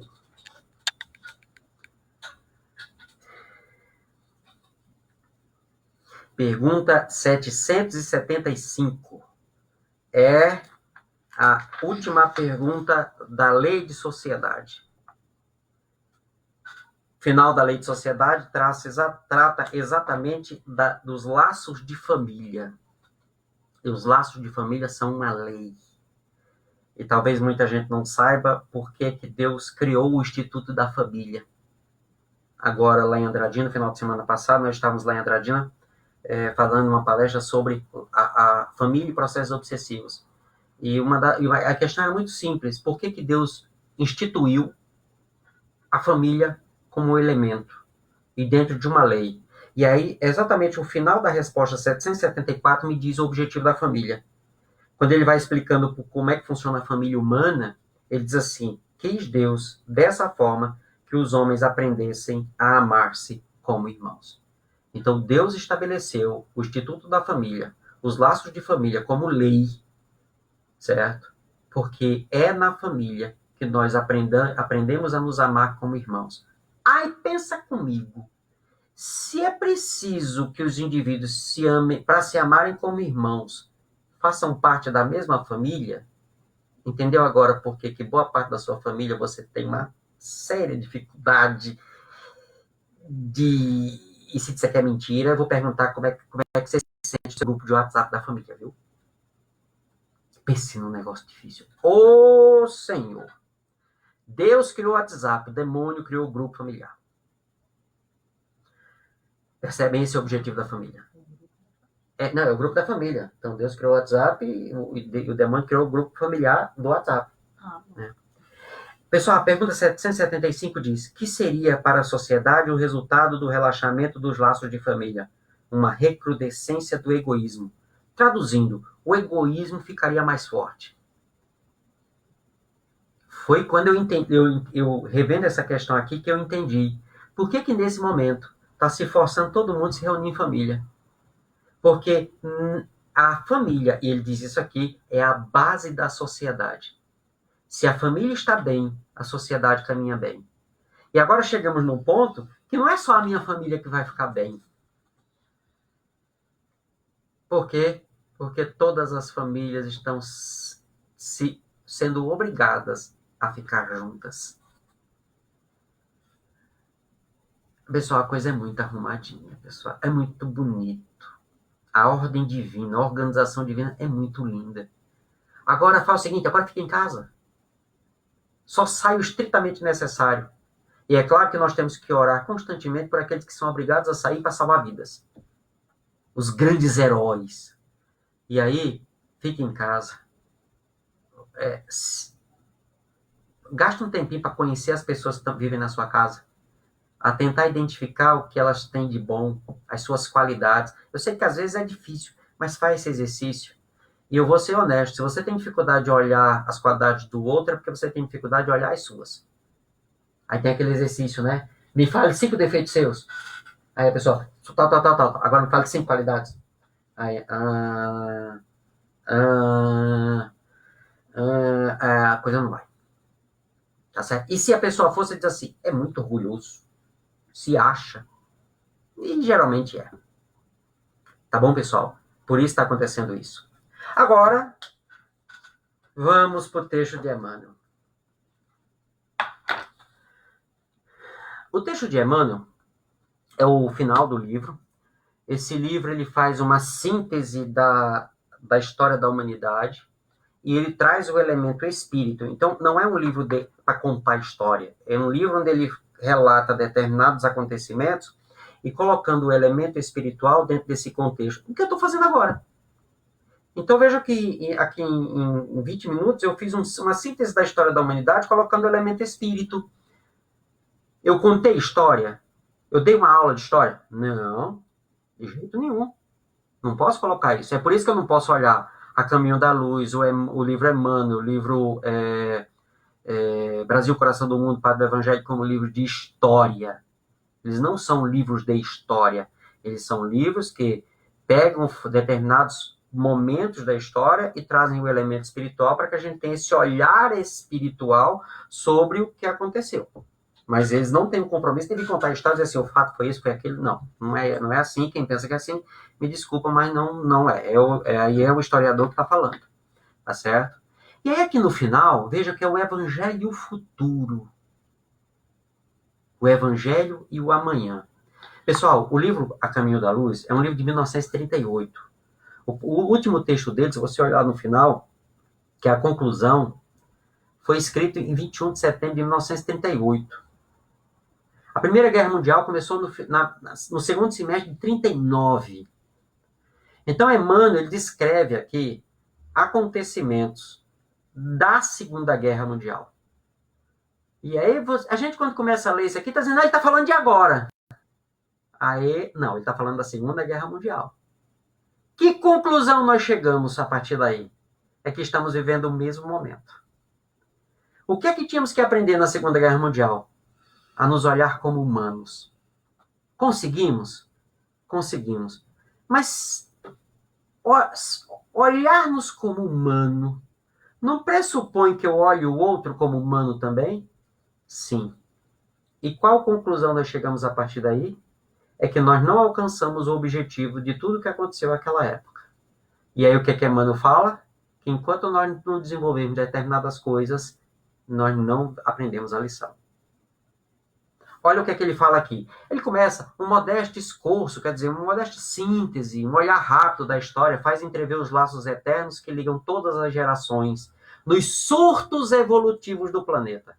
Pessoal, é Kardec na Gênese. Kardec falou isso lá. O que Emmanuel está fazendo aqui? Ele está pegando toda a ideia de Kardec, toda a base de Kardec, da ideia de analisar a história, e ele vai fazer a análise usando os mesmos parâmetros. Tá certo? E aí ele vai falando, muitas vezes, aí ele conta, né? Nos primórdios da humanidade, o homem terrestre foi naturalmente conduzido às atividades exteriores, aquelas histórias que o Divaldo conta, e que o homem sempre buscou fora, né? Aí ele, no parágrafo seguinte, nessa época, a vinda do Cristo, e aí ele fala, a vinda do Cristo ao planeta, qual era o objetivo? Por quê? Assinalaria o maior acontecimento para o mundo, uma vez que o Evangelho, a mensagem de Jesus, seria a eterna mensagem do céu, ligando a terra ao reino luminoso de Jesus. Na hipótese da assimilação do homem espiritual com respeito aos ensinamentos divinos. Então, olha só, quando Jesus veio que trouxe o evangelho, o que é que nós tínhamos que ter feito? Beber o evangelho, assimilar esse homem espiritual. Então, eu estou encarnado, mas eu sou um espírito imortal em processo de aprendizado. Jesus veio quando? Faz quanto tempo? 2000 anos? E eu ainda não aprendi isso. Meu Deus, como eu sou teimoso. Ou eu sou muito burro, ou eu sou muito teimoso. Eu acho que eu sou um pouquinho dos dois, né? Porque, olha, são 2000 anos. Era para ter acontecido isso há 2000 anos, eu ter assimilado. Eu tô falando Enzo, viu, pessoal? Eu não assimilei isso. Bom, e tem detalhe, pessoal. E se eu tiver vindo lá talvez não de Capela, mas se eu tiver vindo lá de outro lugar, já bagunçando o negócio lá, quer dizer, eu já tô reprovando na matéria, pessoal. Se eu comecei aqui, são 2000 anos de atraso. E se eu vim de outro mundo para cá, porque lá eu já tava bagunçando, vixe Maria. Alguém tá se sentindo igual eu? A ficha caiu aí em algum lugar? A carapuça caiu em alguém? Porque eu já tô. E aí ele segue, olha, mas a pureza do cristianismo não conseguiu manter-se intacta. Tão logo regressaram ao plano invisível os auxiliares do Senhor reencarnados no globo terrestre para a glorificação dos tempos apostólicos. E aí tem uma frasezinha. Emmanuel, quando coloca essas frases soltas assim, presta atenção, pessoal. Essa frase, só ela já é um texto. Aí ele bota só a frasezinha. O assédio das trevas avassalou o coração das criaturas. Pessoal, isso aqui é igual quando depois Kardec desencarnou, quando Kardec morreu. Era limpinha a doutrina. Depois que ele morreu, vocês estão vendo aí, estão se descobrindo as coisas agora, né? Tem um monte de coisinha meio complicada, mas o que aconteceu? Veio a nova geração, um monte de gente nasceu espírita, todo mundo mais esclarecido e não aceitaram mais essas coisas. Aí tem lá um monte de jovem brigando com os velhos da casa espírita, os velhos não aceitam os jovens cria novas casas, e aí atrai mais gente, é aquela coisa, aquela briga humana. Mas não se aceita mais determinados princípios que foram empurrados goela abaixo para manter a mensagem do Consolador na Idade Média. Nós estamos aprendendo que Deus está dentro de nós, então eu tenho que buscar Ele aqui dentro, não fora. Nós estamos aprendendo que a prece não é algo exterior, é algo interno. E aí ele continua, decorrido 3 séculos, aí ele vai seguindo, né? E aí, no início do parágrafo seguinte, debalde enviou o Divino Mestre seus emissários e discípulos mais queridos ao ambiente das lutas planetárias. Ele insistiu, disse, olha, volta lá, porque o pessoal não aprendeu, estão bagunçando tudo, eu deixei tudo limpinho, estão bagunçando a água. Francisco, vai lá, João, meu filho, vem cá, vai lá, reencarna. Paulo, vem cá, volta lá e reencarna. Vem cá, vai lá e tenta, sabe? E o texto segue. Aí eu vou dar um pulinho, pessoal, e aí você salta, debalde aí, desde essa época, aí o outro parágrafo, é por esse motivo, e aí, no parágrafo seguinte, essa frase aí, a realidade é que a civilização ocidental não chegou a se cristianizar. Ele está me dizendo que a mensagem do Evangelho saiu do Oriente, veio para o Ocidente, graças a Paulo. A mensagem veio e não surtiu efeito. E aí tem um detalhe. É a civilização que não se cristianizou. E por que a civilização não se cristianizou? Porque o homem não se cristianizou.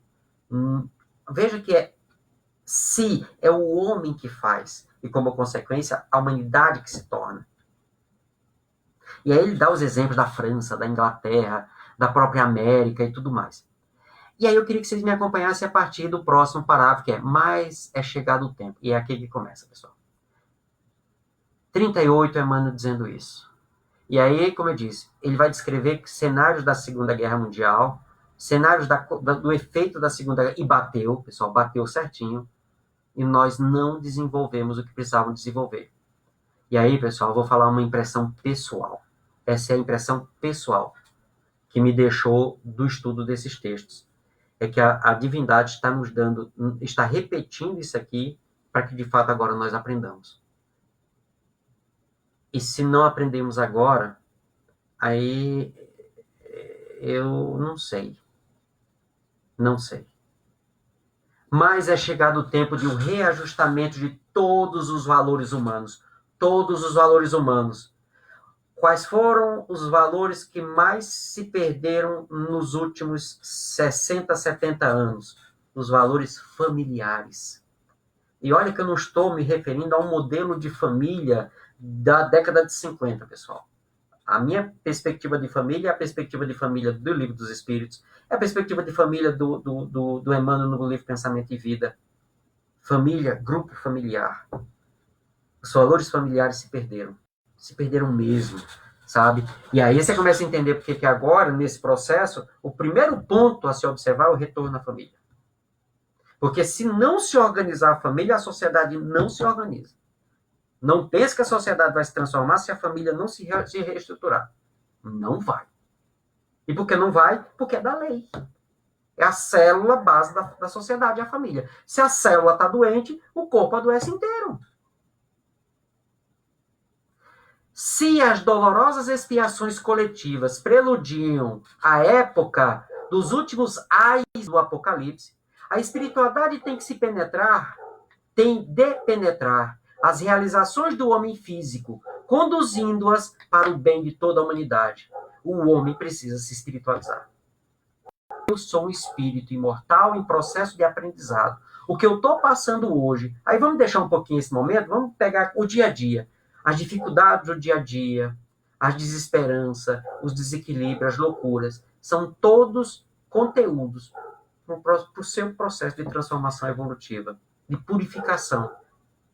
O Espiritismo, na sua missão de consolador, aí eu até falei lá em Andradina, se o Espiritismo é o consolador prometido, por que as pessoas estão vindo na casa espírita e não encontram consolo? Por que eu, trabalhador espírita, frequento a casa espírita e não consigo encontrar consolo? É porque eu posso ter uma casa espírita, mas não tem espiritismo na casa. Eu posso ter um grupo de espíritas, mas não tem espiritismo no grupo. Porque se tivesse, consolava. Primeiro, os que estão lá. O Espiritismo, na sua missão de consolador, é o amparo do mundo neste século de declives da sua história. Só ele pode, na sua feição de cristianismo redivivo, salvar as religiões que se apagam entre os choques da força e da ambição, do egoísmo e do domínio, apontando ao homem os seus verdadeiros caminhos. Quais são os caminhos que nós temos hoje? Os caminhos do materialismo. Quais são os caminhos que nós precisamos buscar? Os caminhos da espiritualidade. Aí não importa se você é espírita, se é evangélico, se é católico, se é budista. Agora, se é ateu, aí eu começaria a pensar, sabe? Eu acho que vale a pena rever. E rever o seguinte, por que você é ateu? Ah, porque eu não acredito em Deus. Mas peraí, me descreva o Deus que você não acredita. Aí você vai ver que é Deus da antiguidade, cara. É lá da Idade Média. Esse não existe mesmo, não. Eu não acredito nesse. Esse não. Faz tempo que eu não acredito nele. E quando eu deixei de acreditar nele, a única coisa que eu perguntei é, mas se esse Deus não existe, então o que fez tudo? O acaso? Aí eu vou ter que usar a lógica de Kardec das primeiras 4 questões do Livro dos Espíritos. Não, é uma inteligência suprema. Aí você vê que é diferente. Aí é Voltaire. Eu não acredito no Deus que os homens criaram, eu acredito no Deus que criou os homens. Aí você é ateu daquele Deus. E aí a gente começa a entender, tá, se existe essa consciência, esse pensamento que deu essa ordem, e aqui eu não estou falando do design elegante não, viu, pessoal? Aí a gente discute em outro momento.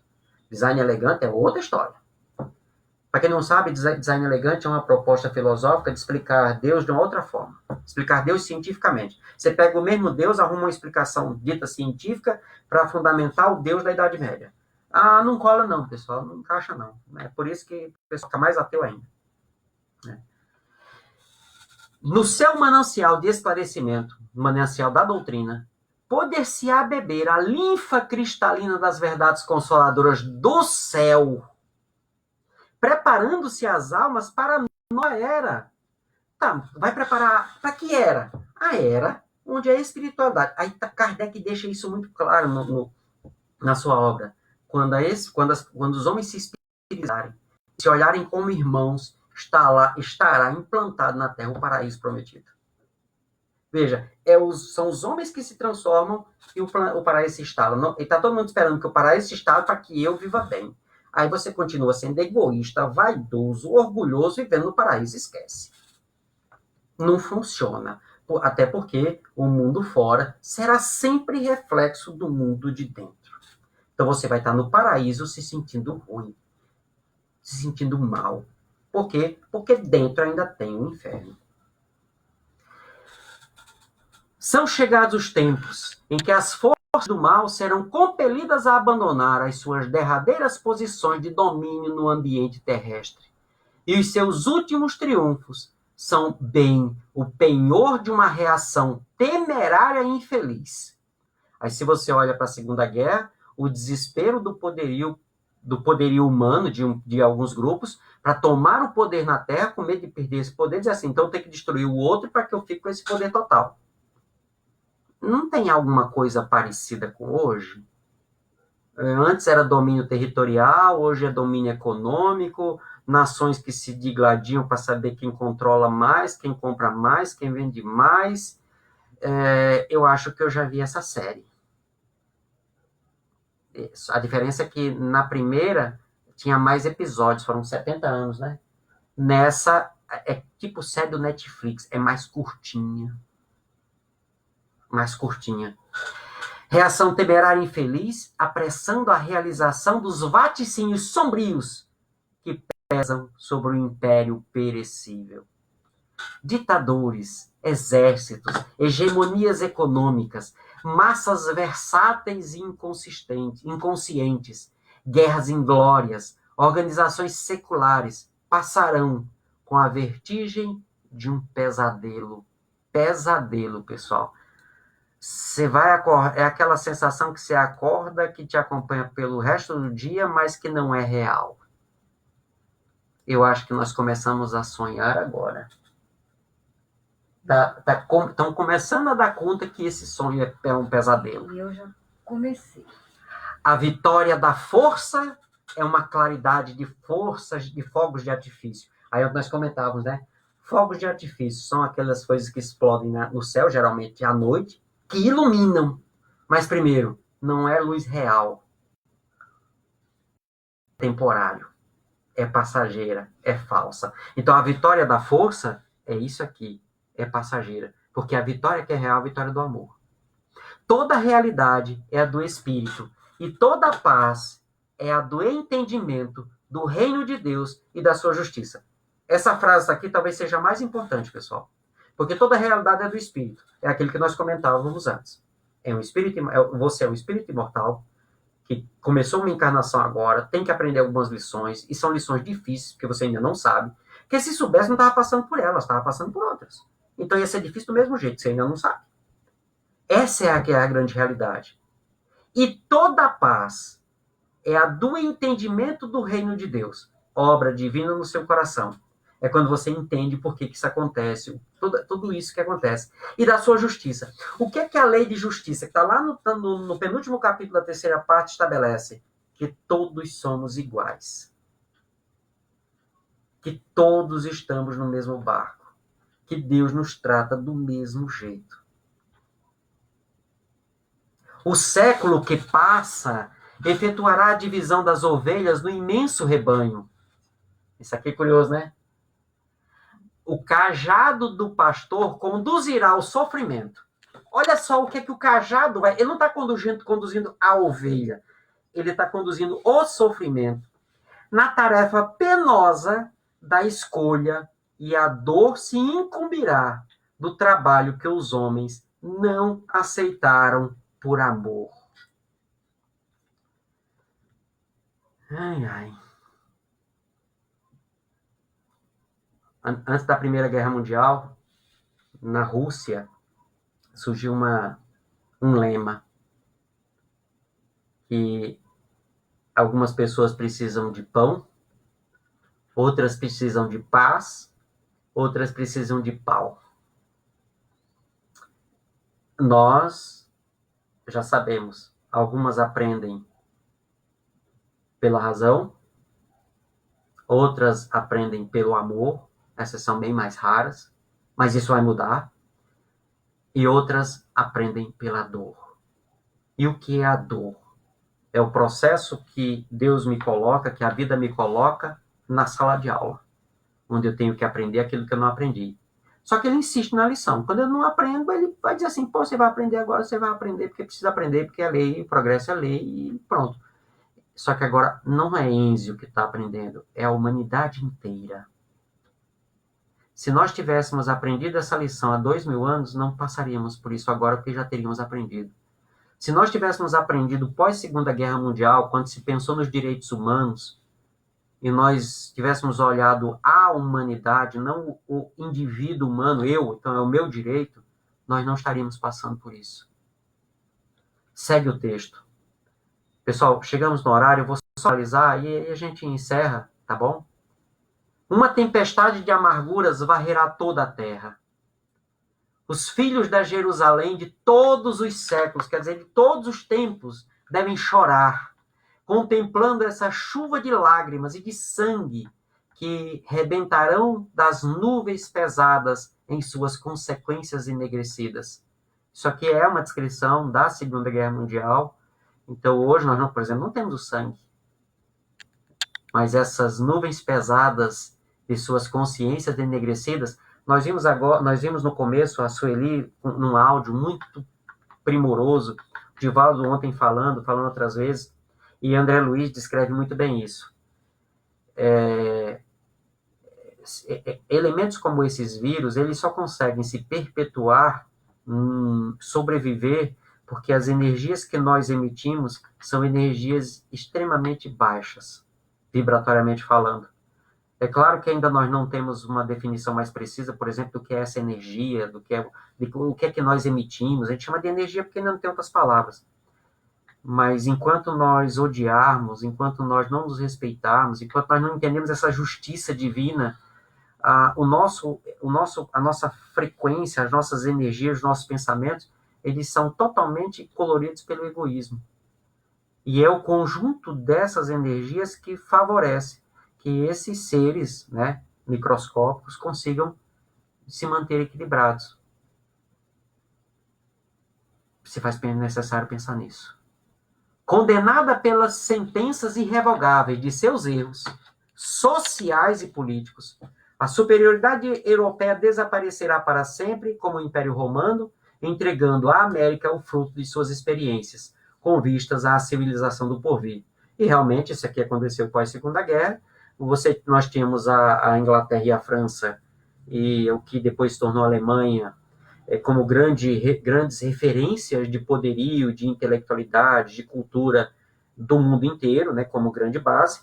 E aí, depois disso, a América, principalmente os Estados Unidos, se tornaram a grande potência e passaram a nortear os ditames da política, da economia, o American Way of Life, eu não sei pronunciar o correto, mas o modo de vida americano se estabeleceu no planeta como um todo. Vive-se agora na Terra um crepúsculo ao qual sucederá profunda noite.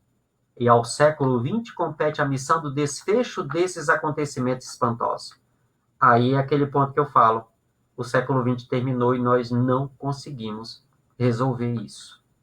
Estavam mais egoístas, mais orgulhosos, mais vaidosos.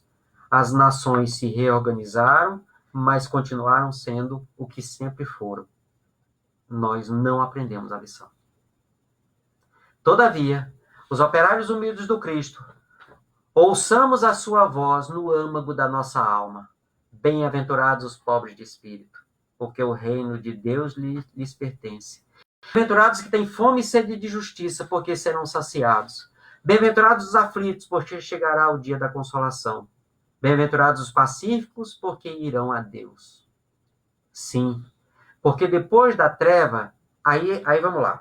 Se nós vivemos essa época na Segunda Guerra e pós-Segunda Guerra, tínhamos que ter desenvolvido a consciência de humanidade. Não desenvolvemos. Nos tornamos indivíduos, cidadãos, E pegamos essa consciência e dissemos, é nossa. Nós não aprendemos a lição na totalidade, aprendemos superficialmente. A história se repete. Agora é a própria natureza que está nos forçando a aprender. O que Emmanuel começa a demonstrar? O que vem depois. O que vem depois de tudo isso, desse período, desse boom. Como eu disse, depois que passar essa avalanche agora, vem a hora da reorganização das ideias, da construção de novos paradigmas sobre a condição humana. Isso vai levar um tempo, pessoal. Um tempo de dificuldades. Eu não penso só nas dificuldades financeiras, eu penso na dificuldade de um modo geral. Porque o que ficar disso tudo, se nós já tínhamos um vazio existencial, agora, sem pensar na ideia de imortalidade, esse vazio vai ficar insustentável.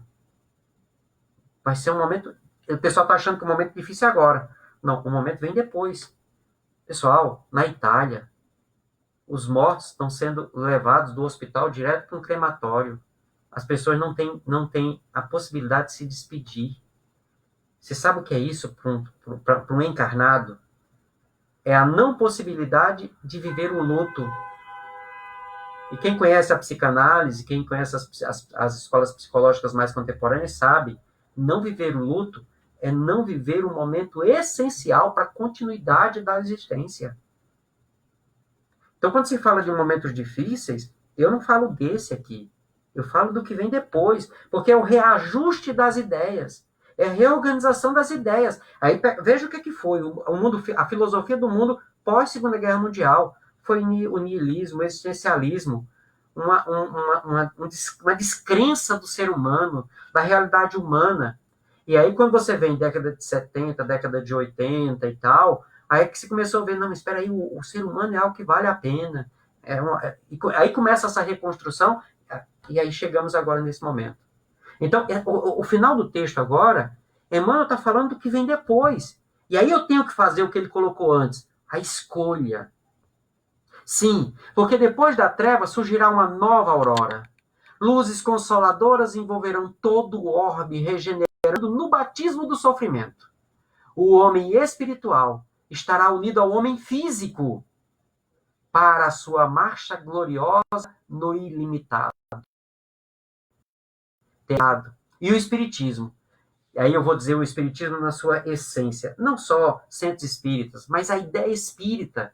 Porque aí a proposta é todas as instituições, os pensamentos religiosos vão ter que abraçar a ideia de imortalidade numa perspectiva mais lúcida, mais iluminada, como era na origem com o Cristo, sem os pensamentos dos seus dirigentes. E o Espiritismo terá retirado dos seus escombros materiais, de quem? Da humanidade,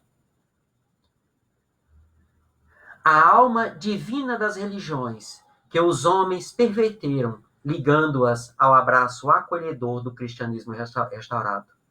Trabalhemos por Jesus, ainda que a nossa oficina esteja localizada no deserto das consciências. Aí vamos lá. Deserto das consciências. A nossa oficina é um local de trabalho. Quer dizer, o nosso local de trabalho está no deserto das consciências. Por acaso você já passou na sua cabeça a ideia de eu nunca mais falo nada, eu nunca mais digo nada para essa pessoa porque ela não me escuta, porque não adianta? Pois é. A sua oficina está montada no deserto dessa consciência. E Jesus precisa que você continue trabalhando lá. Porque um dia ela vai acordar. E no dia que ela acordar, ela não vai te encontrar. Ela vai encontrar Jesus. Todos somos chamados ao grande labor. E o nosso mais sublime dever é responder aos apelos do escolhido. Revendo os quadros da história do mundo, sentimos um frio cortante neste crepúsculo doloroso da civilização ocidental. E aí, veja só, a guerra se concentrou no Ocidente, depois é que ela se espalhou. Hoje, eu poderia falar nesse crepúsculo doloroso da Terra. Lembremos a misericórdia do Pai e façamos as nossas preces. A noite não tarda, e no bojo de suas sombras compactas, não nos esqueçamos de Jesus, cuja misericórdia infinita, como sempre, será a claridade imortal da alvorada futura, feita de paz, de fraternidade e de redenção. Meus queridos irmãos,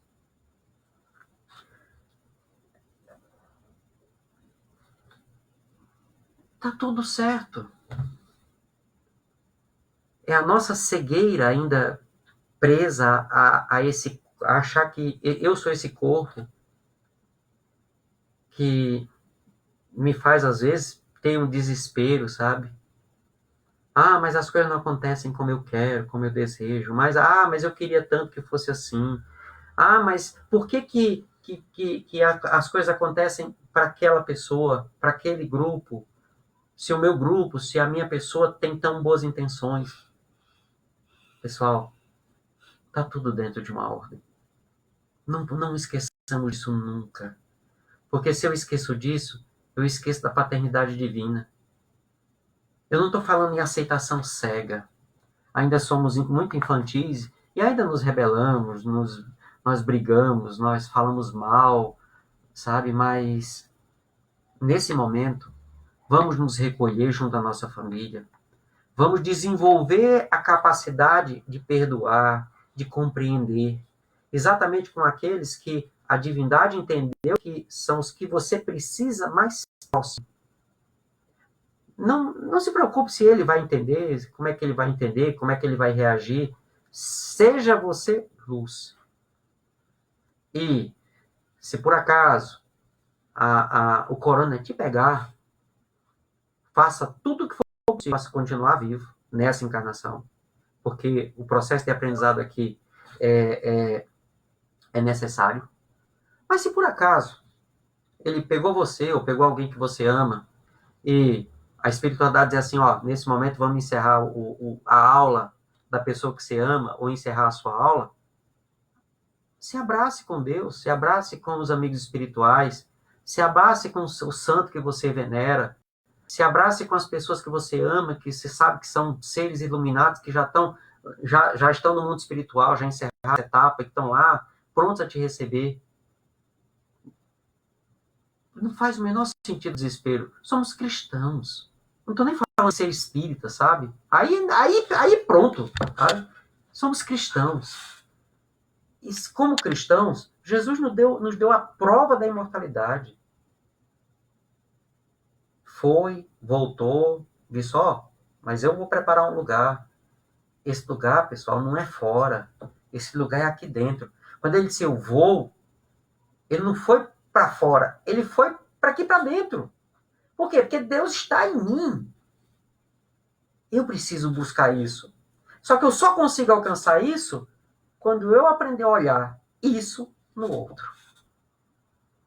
Pensemos nisso, vamos refletir nisso, e a partir de agora, quem estava assim, angustiado, desesperado, não é relaxar, pessoal, de maneira nenhuma. Eu estou de quarentena, certo? Estou aqui fechado. Estava até reclamando, estava me sentindo um pouco meio quente e tal. Até brinquei, será que o coronga já me pegou? Vamos tratar, vamos ver o que é possível. Se eu for fazer o que é possível para continuar na encarnação. Eu quero morrer saudável, se for possível. Mas se por acaso acontecer, toca, né? Espero que você saiba o que fazer com meus livros. E assim vai ser. E se alguém que eu amo vier a morrer, vier a desencarnar, eu vou sentir, eu quero viver o luto. Sei que talvez não possa ir lá, né, fazer aquela despedida natural que a gente faz, visita o corpo e tal. Talvez não possa fazer por questões óbvias. Mas eu sei que a pessoa vai estar no mundo espiritual e eu vou pedir a espiritualidade que, se puder, né, ter um contato para ver como é que a pessoa chegou lá, como é que tá. Se permitir, vamos fazer aquilo que Kardec nos orienta lá no Livro dos Médiuns. Fica tranquilo. Fica sereno, dentro do que você consiga ficar. Mas começa a refletir, começa a meditar sobre isso. E não permita, aí sim, aí esse é o grande combate, não permita que a loucura dos loucos te contamine. Porque essa é pior do que a contaminação do corona. Porque a contaminação do corona pode abalar seu corpo a ponto de você ter que deixar ele. Mas a contaminação de um louco faz você se perder moralmente.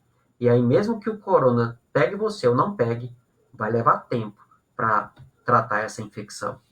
Então, se cuida nesse sentido.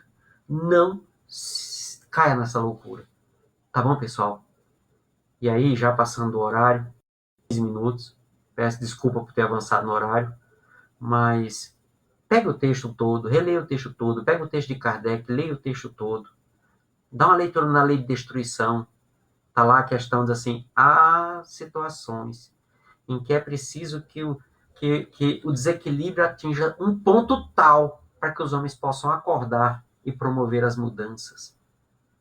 Não vejo que nós estamos num momento desse de total desequilíbrio, porque aí talvez já estivéssemos nos matando uns aos outros. Tem um ou outro que está meio assim, mas de um modo geral, eu não percebo essa loucura total, no modo geral. Como eu disse, tem um ou outro.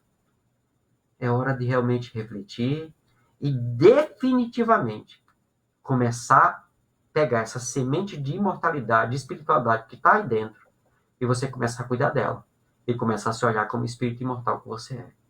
E aí eu te garanto, essa paz, essa fraternidade, esse amor começarão a fazer parte constante do seu dia a dia. E aí você vai perceber que não faz diferença se no corpo fora dele você vai amar e ser amado pela eternidade. Depois eu ver a pergunta que ficou e aí a gente conversa depois, pessoal. Aí quem quiser, amanhã, 18 horas, um pouquinho antes, aqui também no meu Face, vamos estudar Kardec. E aí talvez aí sim, eu vou manter o horário, vai ser das 6 às 7, e o que a gente não continuar, aí na segunda-feira nós continuamos no mesmo horário.